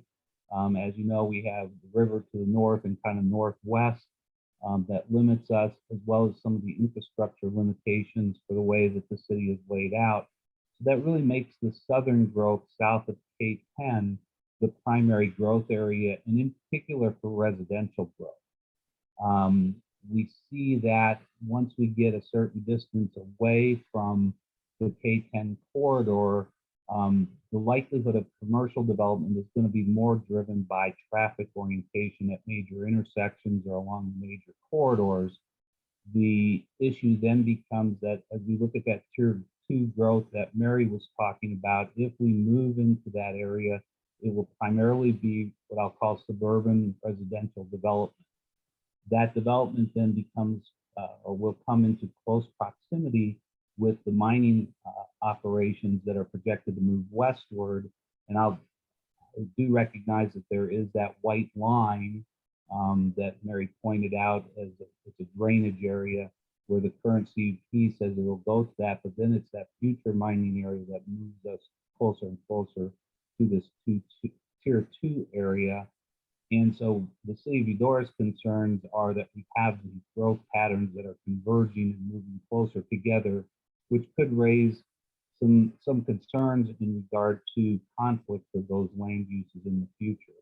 And so basically the recommendation from the Planning Commission, which took into consideration the discussion at the joint meeting, was to settle on that 2038 date with the recognition that that would give time for the growth pattern of Eudora to become more known, as well as the market conditions driving the mining to become more known. And in that way, this would give time to reevaluate the CUP extension from that standpoint. So I think I'm going to stop with that at this point and just be ready for questions unless Barak has something to add to the discussion. I will say that the city of Eudora in the last year to 2 years has not been just doing planning documents, but they've been proactively pursuing development in the K10 corridor. And that is fueling much of the concern because they are seeing interest in this type of development in this area. So Barak, I'll turn it back to you. And if there's anything else, I'll stay on for questions. Thanks, Dave. The only thing I would like to add in addition to what Dave Nopika shared with you is we have actively started working on development south of K10 and looking at what's possible there. And for us, from our discussion with the City Commission, these conversations will probably, the developments and conversations are taking place, and we're optimistic that much of what we're discussing might come to fruition sooner rather than later. So those developments and what we foresee as our future growth are happening right now, with hopefully possible developments, possible probability of moving forward happening sooner rather than later. Thank you. I believe we have the applicant here with us as well. Let's go ahead and press that button until you get the green light. Thank you. Good evening, commissioners. My name is Patrick Watkins. I'm an attorney. I represent the Ham companies. Sarah, Brendan Devereaux is probably ought to be admitted. He's part of our development team and part of the team at Ham, and I'll briefly introduce him. The group that's worked on this application includes 3 consultants. Austin Quick from Blackstone Environmental is with us on the Zoom, Brett Richter from Buckley Powder, Lee Freya from Vibratech. And then our team at Ham includes Brendan Devereaux, Bob Rawls, Ryan Blosser, and TG Ham. And we've brought the whole team because there could be any number of questions. We're happy to respond to those. I'd like to comment and thank Mary for her review and her presentation. There's more than a little bit here, and she's done a nice job. We have some clarifications that we'd like to make, and we have a few comments. We think this is a good application, a thoughtful application, but it's a matter of significant community importance, and so we'd like to make a few comments. I'll let Brendan present, and then I'll have some closing remarks, and our entire team would be available for any questions. Brendan, you able to speak? Yeah, can you guys hear me okay? We can, thank you. Great. All right, good evening, everyone. As Pat mentioned, my name is Brendan Devereaux. I'm a vice president with the Ham companies, responsible for quarry operations. So I think, it's pretty clear why we're here tonight, but I'm going to try to be brief. And as Pat mentioned, we'll stand for whatever questions you all may have. But, to talk about the Eudora quarry, for us, it's fairly simple. One, there's an enormous community need for rock quarries everywhere, but specifically this one. In 2021, we supplied roughly 527,000 tons of material out of this location. About 75% of that was within Douglas County. Certainly a huge percentage of that within the city of Lawrence. But every project, every development is a huge consumer of aggregates, whether it's a new site with sub-base material, whether it's cover material for utility installation. Everybody on this call lives somewhere and has either a private driveway made of limestone, made of asphalt that is mainly comprised of limestone, or concrete mainly comprised of limestone, or maybe in a multifamily parking lot that has similar products. This quarry supplies KDOT work, which has strong funding. We've had really good support with KDOT. We've supplied it specifically out of Eudora projects on K10 and I-35 in my time with HAM. Another key component of this site is the aggregate quality. So the only product that we cannot make at this quarry is for concrete pavement for KDOT, but every other product, whether it be in any other ready mix concrete use, precast concrete, asphalt materials, sub-base for county, state, local projects can be made out of this quarry. And not every limestone resource in Northeast Kansas you can do that. Obviously the proximity being on the edge of Douglas County and also being able to supply into Johnson County is advantageous. And, a lot of times, when you contemplate moving quarries or not having a quarry in a certain area, a huge component of the cost of our material is the transportation of it. So every mile we get further away from our main market adds cost to the end user. And, we're all end users at some point, whether it's directly or indirectly of our product.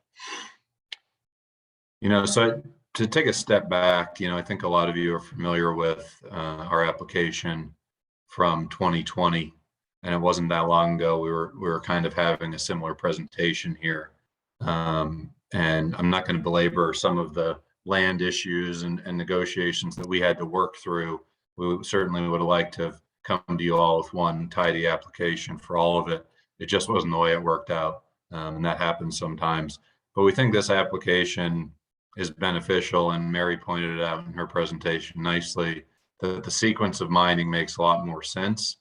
The parcel we own due west of where we're currently mining is a much wider area, so it makes for safer and more safe and efficient mining. And as was mentioned, it keeps us further away from residents. Not that that's a concern for us. I mean, we cohabitate well with the neighbors where we operate. We have several quarries that have a lot more neighbors or closer neighbors than the Eudora quarry does.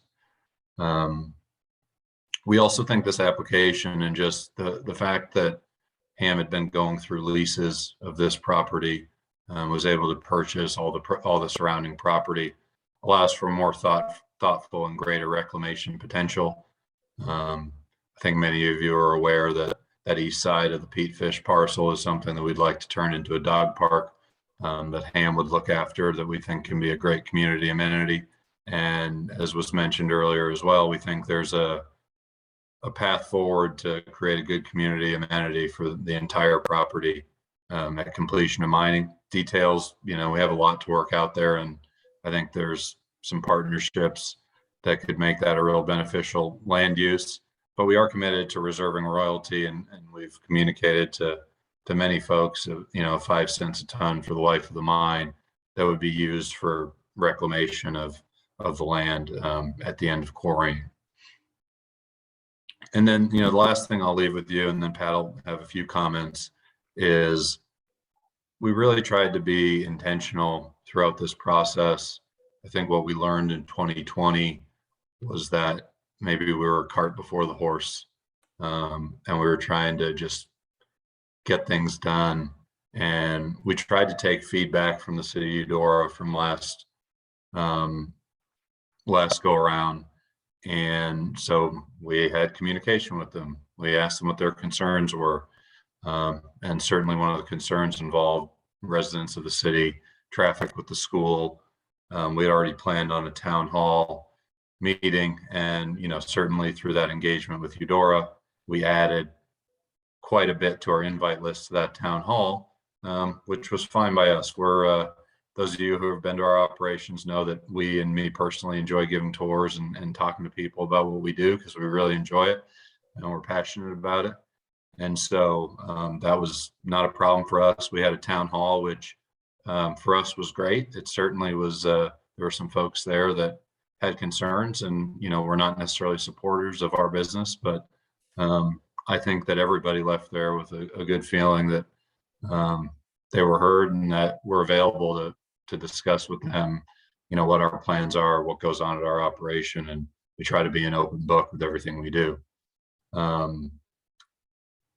And so we just thought that was, you know, something that made this process smoother. I think it shows in the votes from the Planning Commission, both the city of Eudora and Douglas County.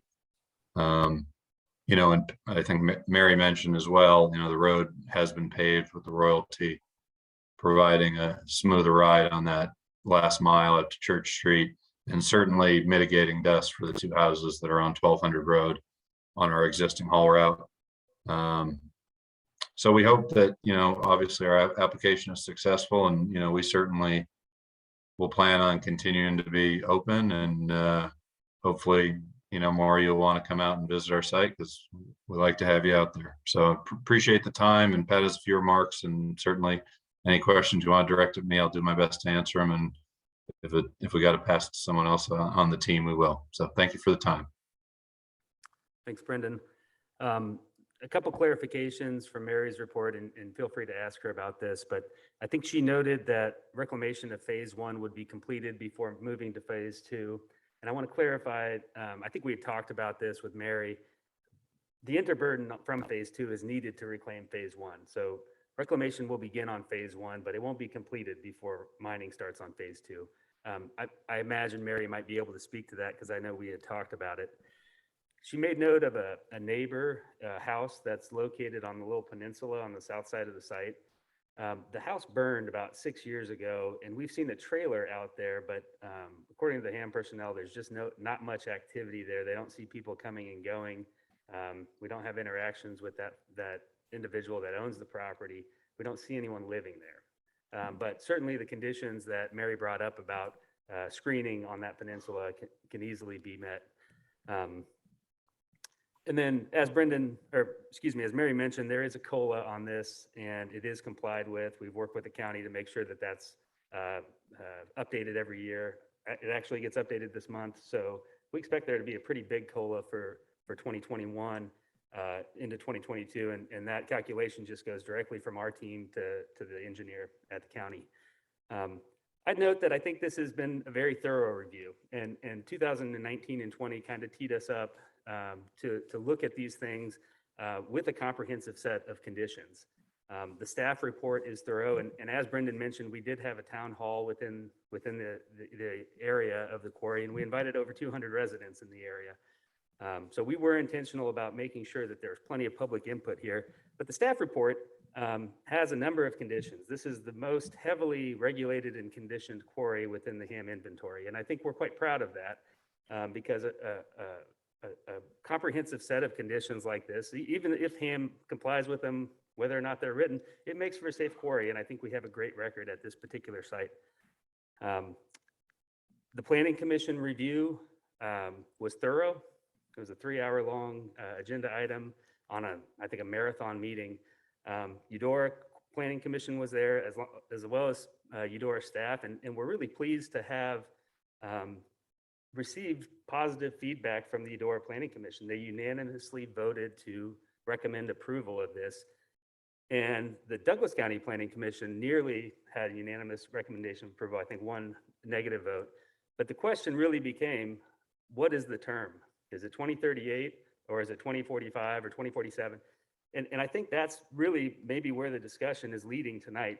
We're happy to provide any sort of input, but I can tell you from our statements at the Planning Commission that the 25-year term is intentional. Every year that we get, even eroding a few years, will wear down on the security and the assurances that HAM needs to make major investments in machinery, equipment. It gives the customers of Douglas County, it gives the community security in their rock supply, which I think is valuable. Our entire team is here. If you have any questions, just let us know. Thank you for your attention. Thank you. I know we have someone who's been waiting for public comment on this item for a while, so I'm going to ask that we do public comment and then take questions from commissioners. If you'd like to come forward for public comment.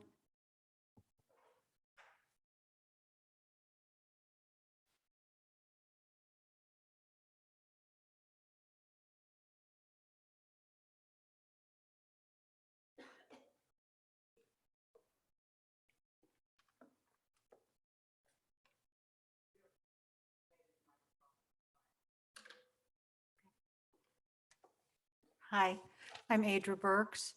I am a resident of Douglas County, and I am also the attorney for Arthur Nice, and I was the attorney in the 2003 litigation with the county on that permit. In 2003, the Court of Appeals agreed with the county that it was protecting the public with its restrictions on ham. The court determined the county applied reasonable conditions on the CUP while protecting the public. In establishing the restrictions, the board and staff utilized what was then the Martin Marietta limitations and the study this county had actually undertaken in 1990 on quarries that dealt with the conditions that should be on a quarry. Ham has now proposed restrictions on this expanded quarry operation to accommodate its interest. As those restrictions are lessened to accommodate Ham, I encourage the board to address whether those lessened restrictions are supported by standards that still reasonably protect the public. If not, there should be a basis for establishing those modifications that does protect the public. I've submitted a extensive, analysis, but I did go back through and look at the 2003 application, the 2019 application, and looked at the status reports to provide you all information. Thank you. Thank you. We'll open this up for questions from commissioners. Thank you. Do we have any online public comment? Thank you.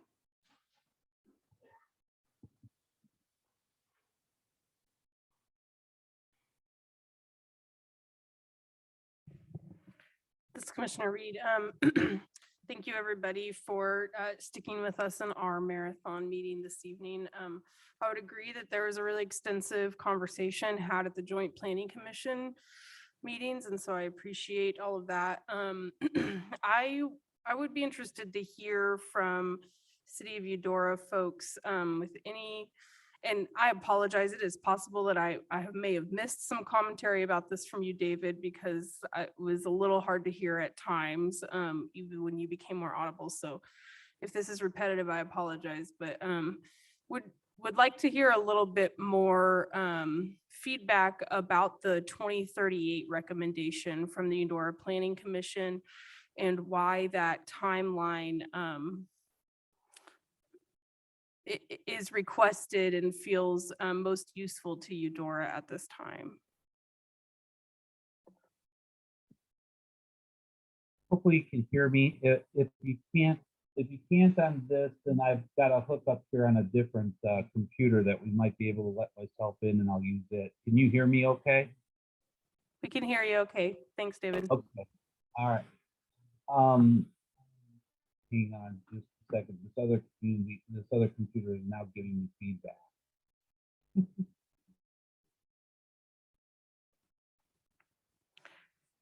It's a little, you sound a little distant from the microphone. I don't know if Trying to Barack or That's anybody why I else. Yeah, I turned the video off so I could be a little bit closer to the screen. So I'm hoping that. That does feel more clear. So thank you.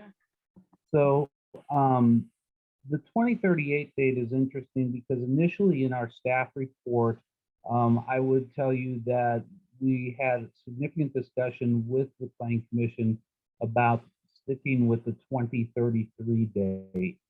And that discussion was really revolving around, I think, the idea that there needs to be, because of the long time frame here, this 25 year period that we're talking about, even though we've done our best to try to project things, as you all know, market dynamics and changes in the environment may pan out differently than even our plans were saying. So as we were looking at this, one of the concerns was, are there those points of time where we can reevaluate things as the pattern is converging, as these things are coming closer together? And so I think initially, when it was just the commission in Eudora, I would say the feeling of the commission at that point was to stick with a 2033 timeline. And in fact, they wrote a letter, I think, that was presented initially based with that kind of recommendation to stay with that timeline. I believe the commission was swayed through the discussions that went on in the joint meeting to sit there and evaluate that they understood a little bit of what Ham was going through with this longer time frame need. And in a sense, even I think they had a little bit of debate. Maybe Mary can add to this. And I know Barack was on the call on that meeting also. They had a discussion where even for a little bit there was some folks that weren't willing to go to 38. There were some people that thought maybe a longer time frame was better. And so that discussion led to this kind of compromise date of 2038 in the mind that got to the unanimous recommendation. So it was a conversation that was certainly part of the public record. Mary, I don't know if you want to add to that or not, but that was the general sense. They listened intently, I think, to the public comment and to what Ham was presenting at the joint meeting. And I think that saw them recognize that need for a longer time frame, but they still had that concern with what we were projecting at 2040 and a need to kind of have, I think, a date or some location where this thing could be reevaluated before we created serious land use conflicts that don't exist today. Mary, you may want to comment on that too. No, David, I think you did a great job of summarizing it. I think that was what their concern was.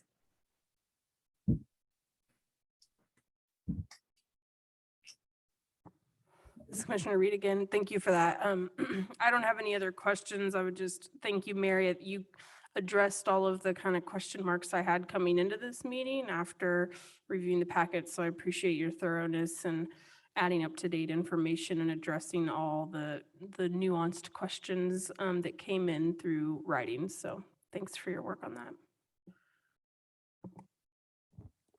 This Commissioner Kelly, and probably this question's for Mary. Mary, can you walk the public and the board through if we decide on 2038 and Ham would like to continue operations through 2046, what would be the steps they would need to do at the end of 2038? Mary Miller, City County Planner. Yeah, as before it expires, they would want to submit a new application just to request an extension of the time frame. And that way the quarry can be reviewed. It'd be reviewed, looking at how development is now, how close are residential developments to the quarry. It may be that different conditions would be applied. They could also ask to add land to it at that time. It's a new CUP. So if they wanted to extend into the future areas, they could do that. But it would just require them submitting a new application for a CUP. It would go through the same process. It would have the joint planning commission meeting again, and then it would come back to you.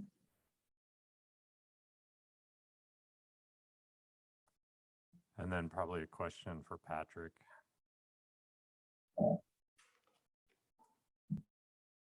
So I appreciate, I was here when we did the last one, and I really appreciate the neighborly approach to it and getting more people involved. And so certainly Ham understands that Eudora has plans for that space. And while you may have had more residences closer to quarries, that doesn't seem to be Eudora's plan. Would you agree with that?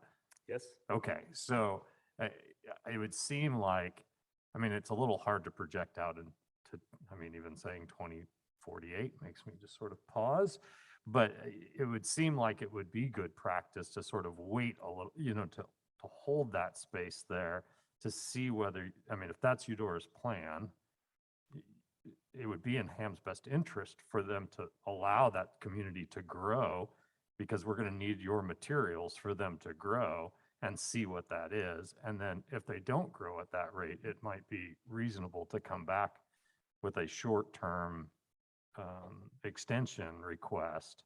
Does that make sense to Ham? Or maybe just walk us through why that doesn't make sense. Sure. Any sort of CUP process can go either way, and everything hangs in the balance of an approval. And it's hard to know what's going to happen in the future. And on a big operation like this, we're really talking about the security to invest in a whole range of equipment and large scale operations. I think with the sort of time frame that Eudora is talking about, we're looking at an entirely different mining sequence. We wouldn't be going as deep as we are. And I should note that the area, phases 2 and 3 here, will not be mined in 25 years. So we won't be going west. In fact, we'll be going, we'll be withholding from going further to the west and closer to that edge of their growth area.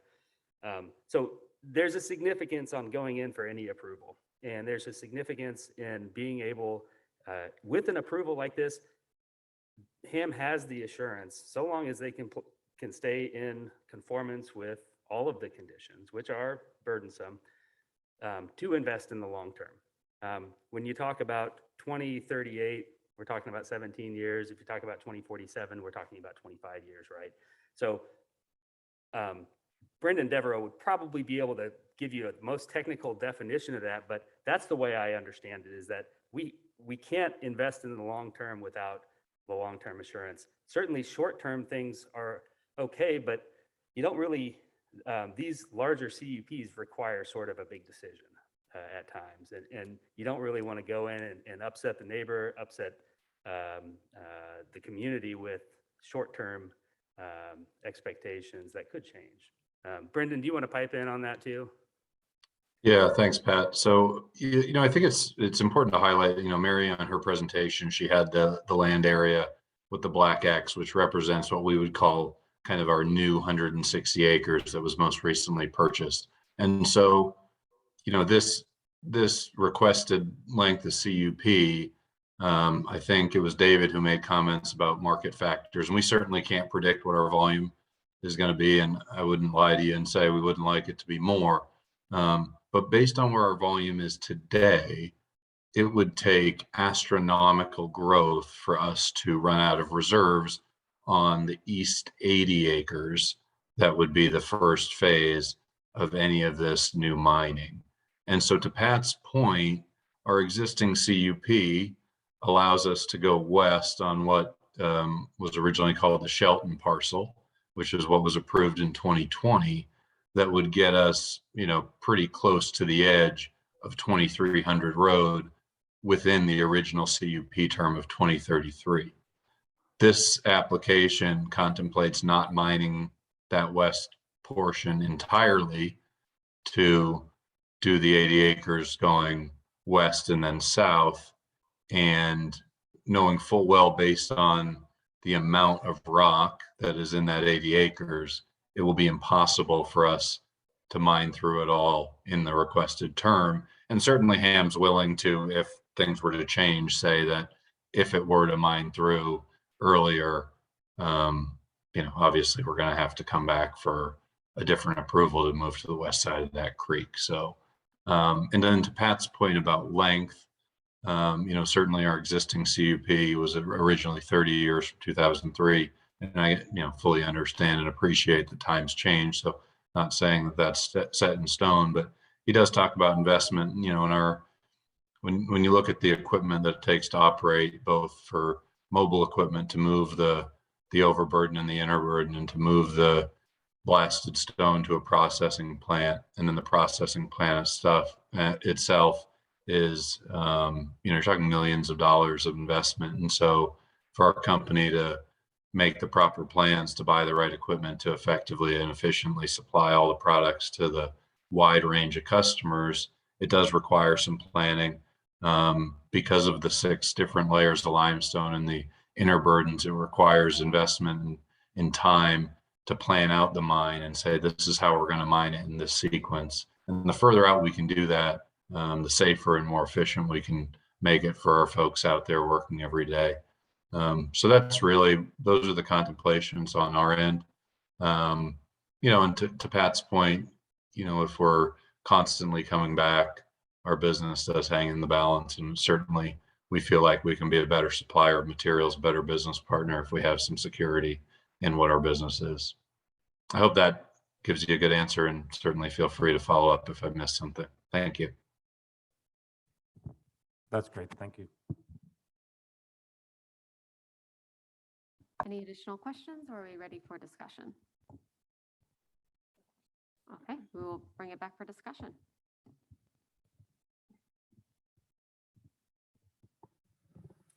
This is Commissioner Reed.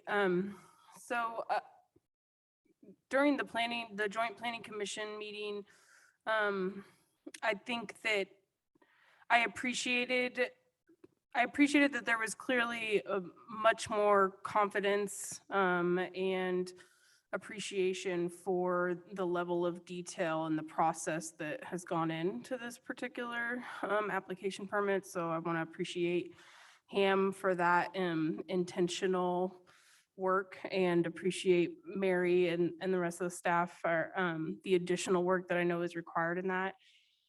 And with the Eudora Planning Commission specifically, you know, their discussion and I felt that they seemed to convey that their questions and concerns had been addressed.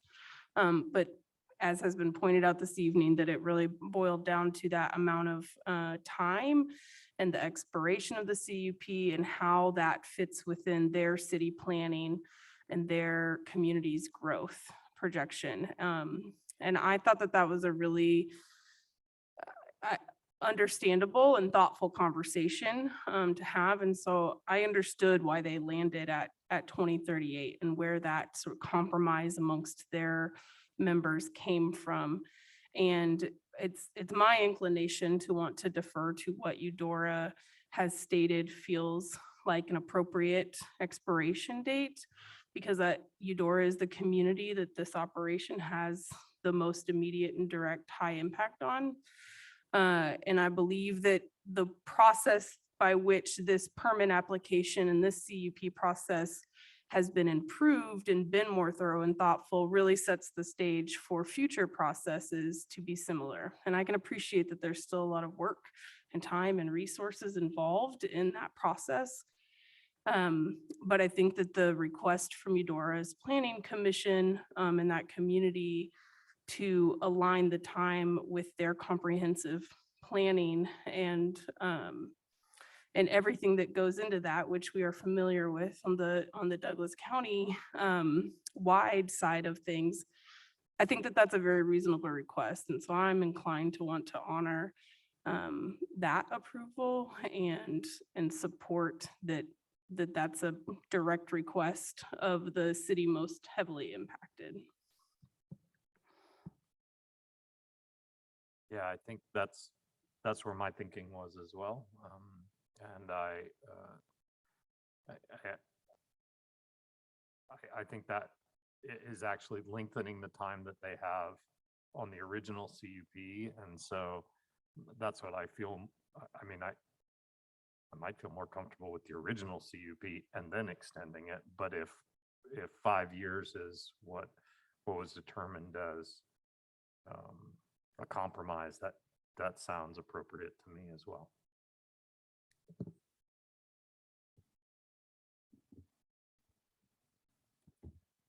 I agree. Are you pulling up a motion? Fantastic. As Commissioner Reed, let me first a point of process. Do I need to include any of the conditions or just with conditions as noted in the memo or the staff report? I believe you could, and Mary will correct me if I'm wrong here, you would just make it with the conditions as outlined in the staff report. Okay. Correct, Mary? The staff memo, it had some revised conditions, so I would say the staff memo. Yeah, Okay, with the thanks, Mary. revised, and you could specify with the revised conditions so that we're extra certain. Okay. I move to approve the conditional use permit CUP-21-00366 for Eudora Quarry, 1232 East 2300 Road, based on the findings of fact noted in the staff report and subject to the revised conditions and restrictions of use listed in the staff memo for an expiration of the CUP to be in 2038. I'll second and bring it to a vote. All of those in favor, please say aye. Aye. Aye. Thank you. And I just want to mention there is a resolution with this, but I'll change it and put in that new date if you want, and that way I can bring it back and you can sign it. Yes, Mary, I think that's a good idea. And in addition to that, I would just want to note that I would like a second motion, if possible. I should have had you add this to direct staff to prepare findings of fact, to go ahead and place that on a future consent agenda. So maybe a secondary motion to direct staff to prepare the findings of fact. Commissioner Reed. I move to direct staff to prepare findings of fact and an updated resolution for future approval. Second. All of those in favor, please say aye. Aye. Aye. Thank you. We will move on to item 4.3, consider conditional use permit CP 21-00352 for Clean and Rebel landfill. Commissioners, Mary is making the presentation, and I'll go ahead and move the applicant into the panel. Okay. I thank Mary Miller, a city county planner, and this application is for a CUP that did expire. When it was for a landfill northeast of Lawrence, and the conditions for landfills, this one was written so that if they had requested an extension before it expired, they would just come to the county commission and to ask to have the time frame extended. They didn't get their extension request in, so they're going through the whole CUP process. So I will go through this slideshow if I get it up here.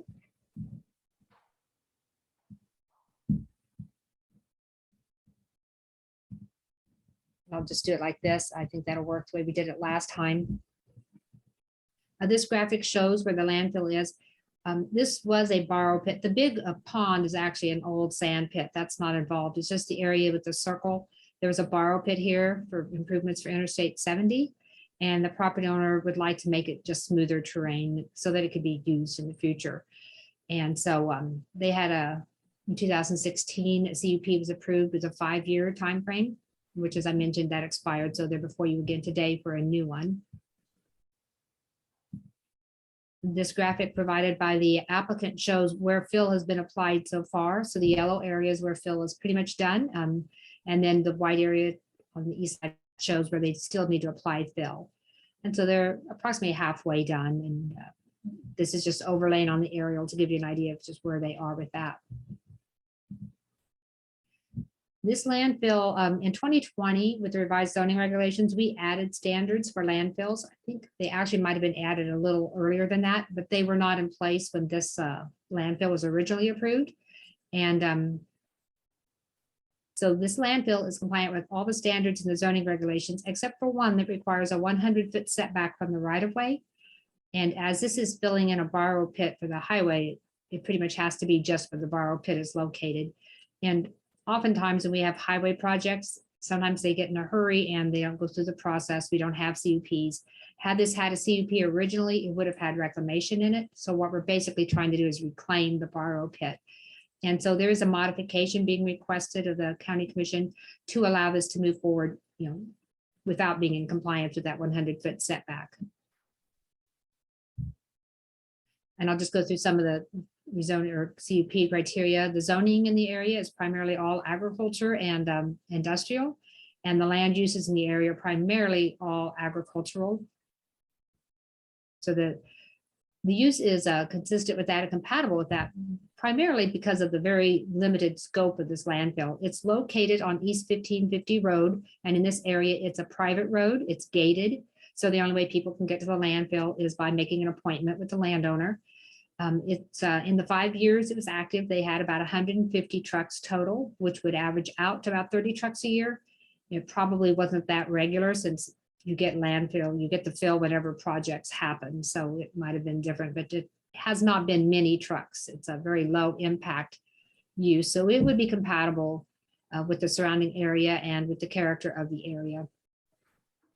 In the 5 years that it was in operation, there was only a few complaints, and that was from residents in North Lawrence as trucks were cutting through to get to the landfill. I mean, the most practical way to get there would be to go up North 2nd Street and cut across Lyons and go straight to the landfill. But with the original CUP, a truck route was established. It's a bit of a circuitous route, But it keeps the traffic primarily on the highway. So you go up the Highway 59, turn on Highway 40, you would come down East 1600 Road and then circle back to the landfill.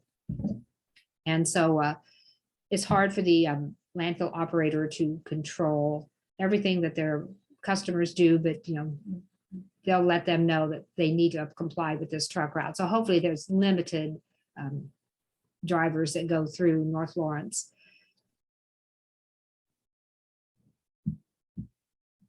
And so we look at other things, the impact on utilities and the transportation network. Again, this doesn't require utilities. On the transportation network, primarily the truck route uses the highways. It does use East 1600 Road, and the Grant Township trustee had expressed concerns with the condition of East 1600 Road. But when he discussed it with the operator and the applicant and found out the limited number of trucks that access this landfill, he indicated he had no concerns with the landfill being approved, and noted that most of the impact on the roads were from the large agricultural trucks and equipment. And so he had no opposition to the extension. We look at the suitability of the property, and since this is an area where there was a borrow pit, it's a suitable location for a landfill, especially given the very limited scope and intensity of the landfill. The conformance to the comprehensive and long-range plan, this area is in the Northeast area plan, and this plan recommends this area as open space. And so reclaiming that land so that it's just smoother terrain and is more usable is in compliance with that recommendation. And whether a time limit is appropriate. When it was originally approved, we didn't have the standards, but the new standards do require you to set a time limit. And it does note that if you exceed that, you can go to the county commission. So you don't have to redo your CUP. The county commission can consider that request. And so based on the fact that they're nearly halfway done, and the fact that the market is very variable, and to make sure that there'd be a chance to make sure reclamation is done, and staff is recommending a 10-year time limit on this CUP. And I feel that's appropriate, especially given the low intensity, that it has very little impact on any surrounding properties. The Planning Commission voted unanimously to forward this to you with a recommendation for approval, subject to the conditions of use listed in the report. And there is a resolution in your agenda packet as well for this application. And I can see that the applicant, Dean Grove, is present today as well.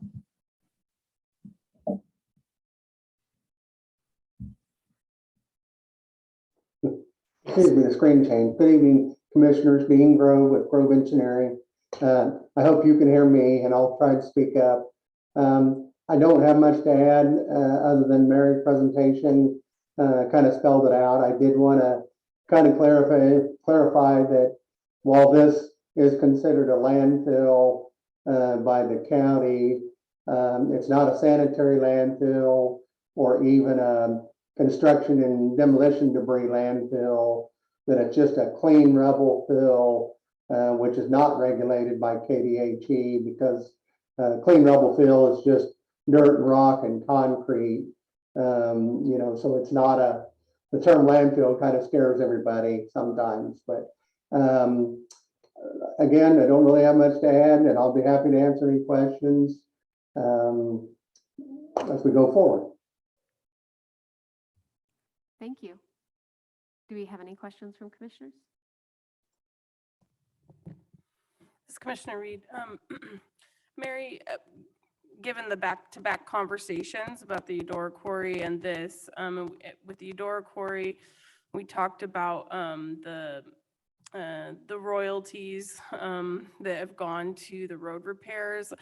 And you mentioned in this report that the sort of traffic intensity or truck intensity usage of the roads around this clean rubble landfill is quite minimal. So I'm just wondering if you can spell out for us if there are any particular ways in which you measure imposing such a condition or requesting that kind of road or infrastructure support from the business.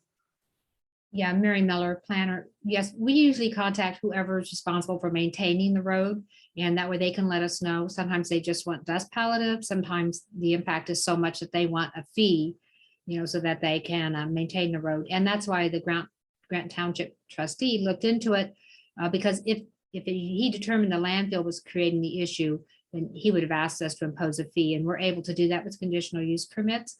But since it was a very negligible amount of trucks and most of the impact to the road was made by agricultural vehicles, he did not require us to put a fee on it. And on the road network, I wanted to mention that East 1550 Road being a private road, the landfill operator has been maintaining it, and we just added that as a condition that he would continue to maintain that road through the life of the CUP. There's other parcels that front on the road. I don't think anyone there is using it as access right now, but we just will make it clear that if they did use it during the life of the landfill operator would maintain it. Okay, thank you for that clarification. Any additional questions? We will open this item up for public comment. I don't see anyone here with us physically for public comment. Do we have anyone online? Then we will bring it back for discussion from commissioners. Any discussion?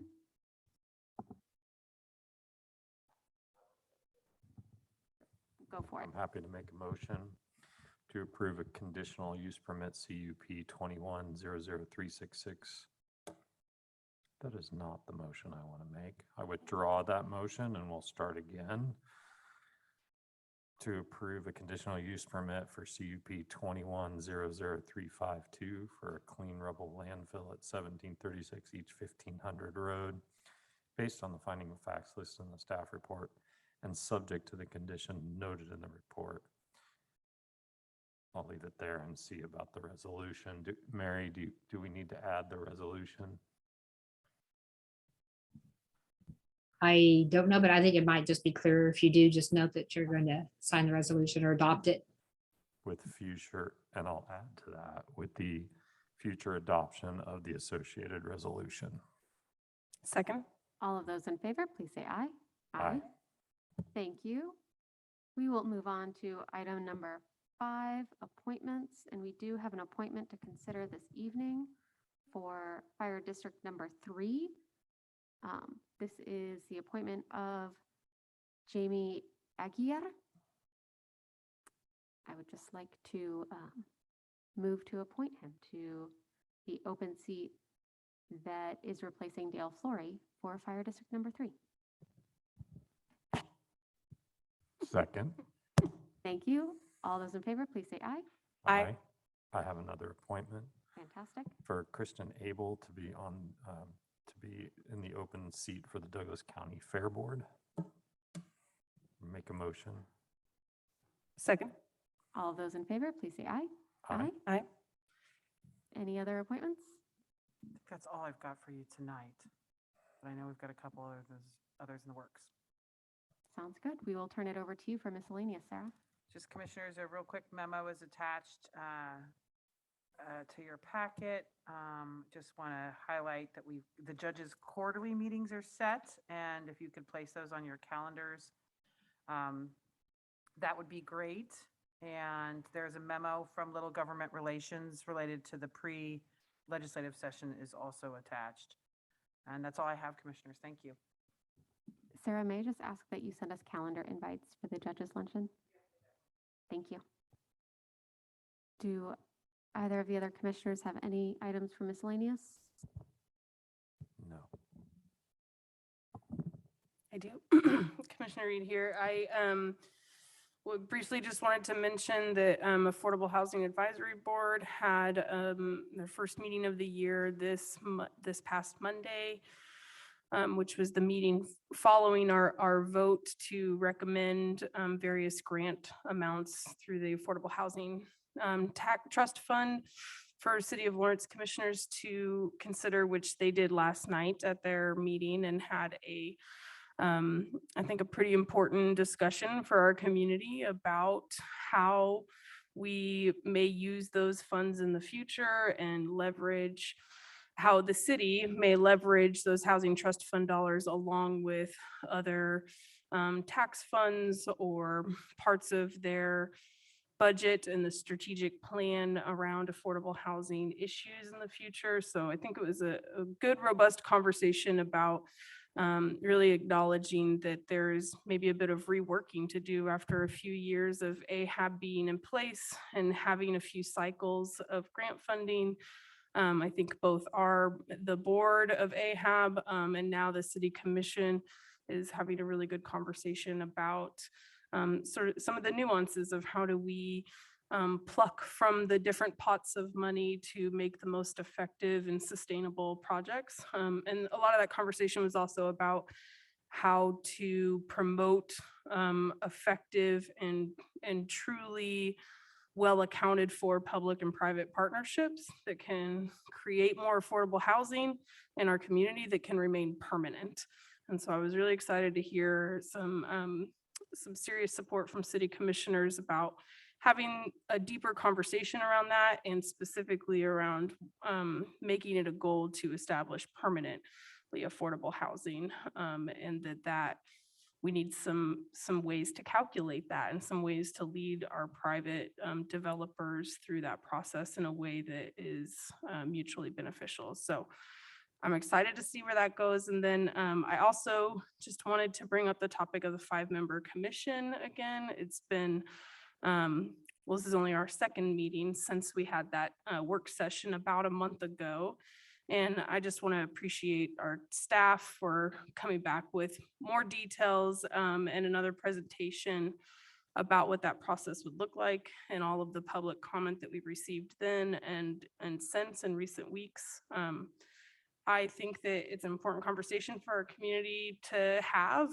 I am hopeful to see more communication and conversation in the community and in different spaces about the pros and cons and processes of voting for a 5-member commission. But I'm interested to know my fellow commissioners' thoughts on asking staff to move forward with developing some ballot language for us to consider and putting it on an agenda in future weeks for further formal conversation.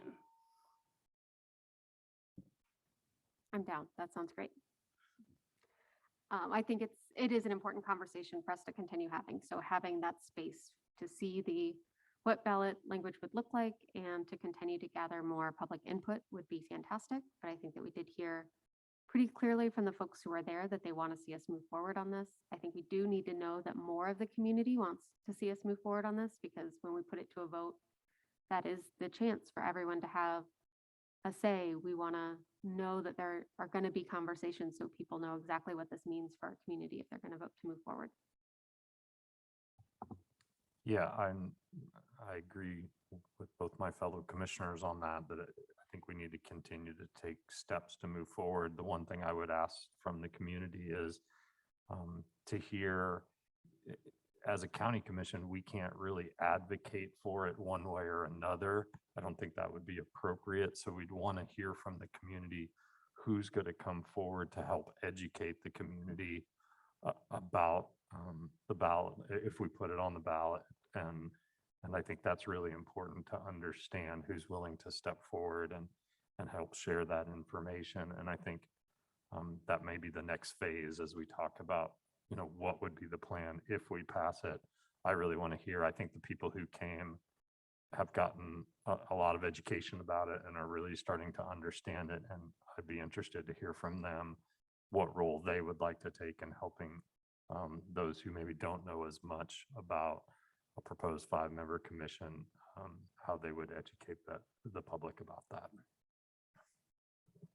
I think with that information, I can get with the county clerk and legal counsel to find an agenda that they can both be at in the near future to have them come back. And I think that way we can properly notice that we're going to have that conversation, and you can provide that direction to that team, and we can have a little bit more fuller conversation about what you specifically want to direct staff to do. But I'll put that on our list to try to get on the agenda as soon as possible.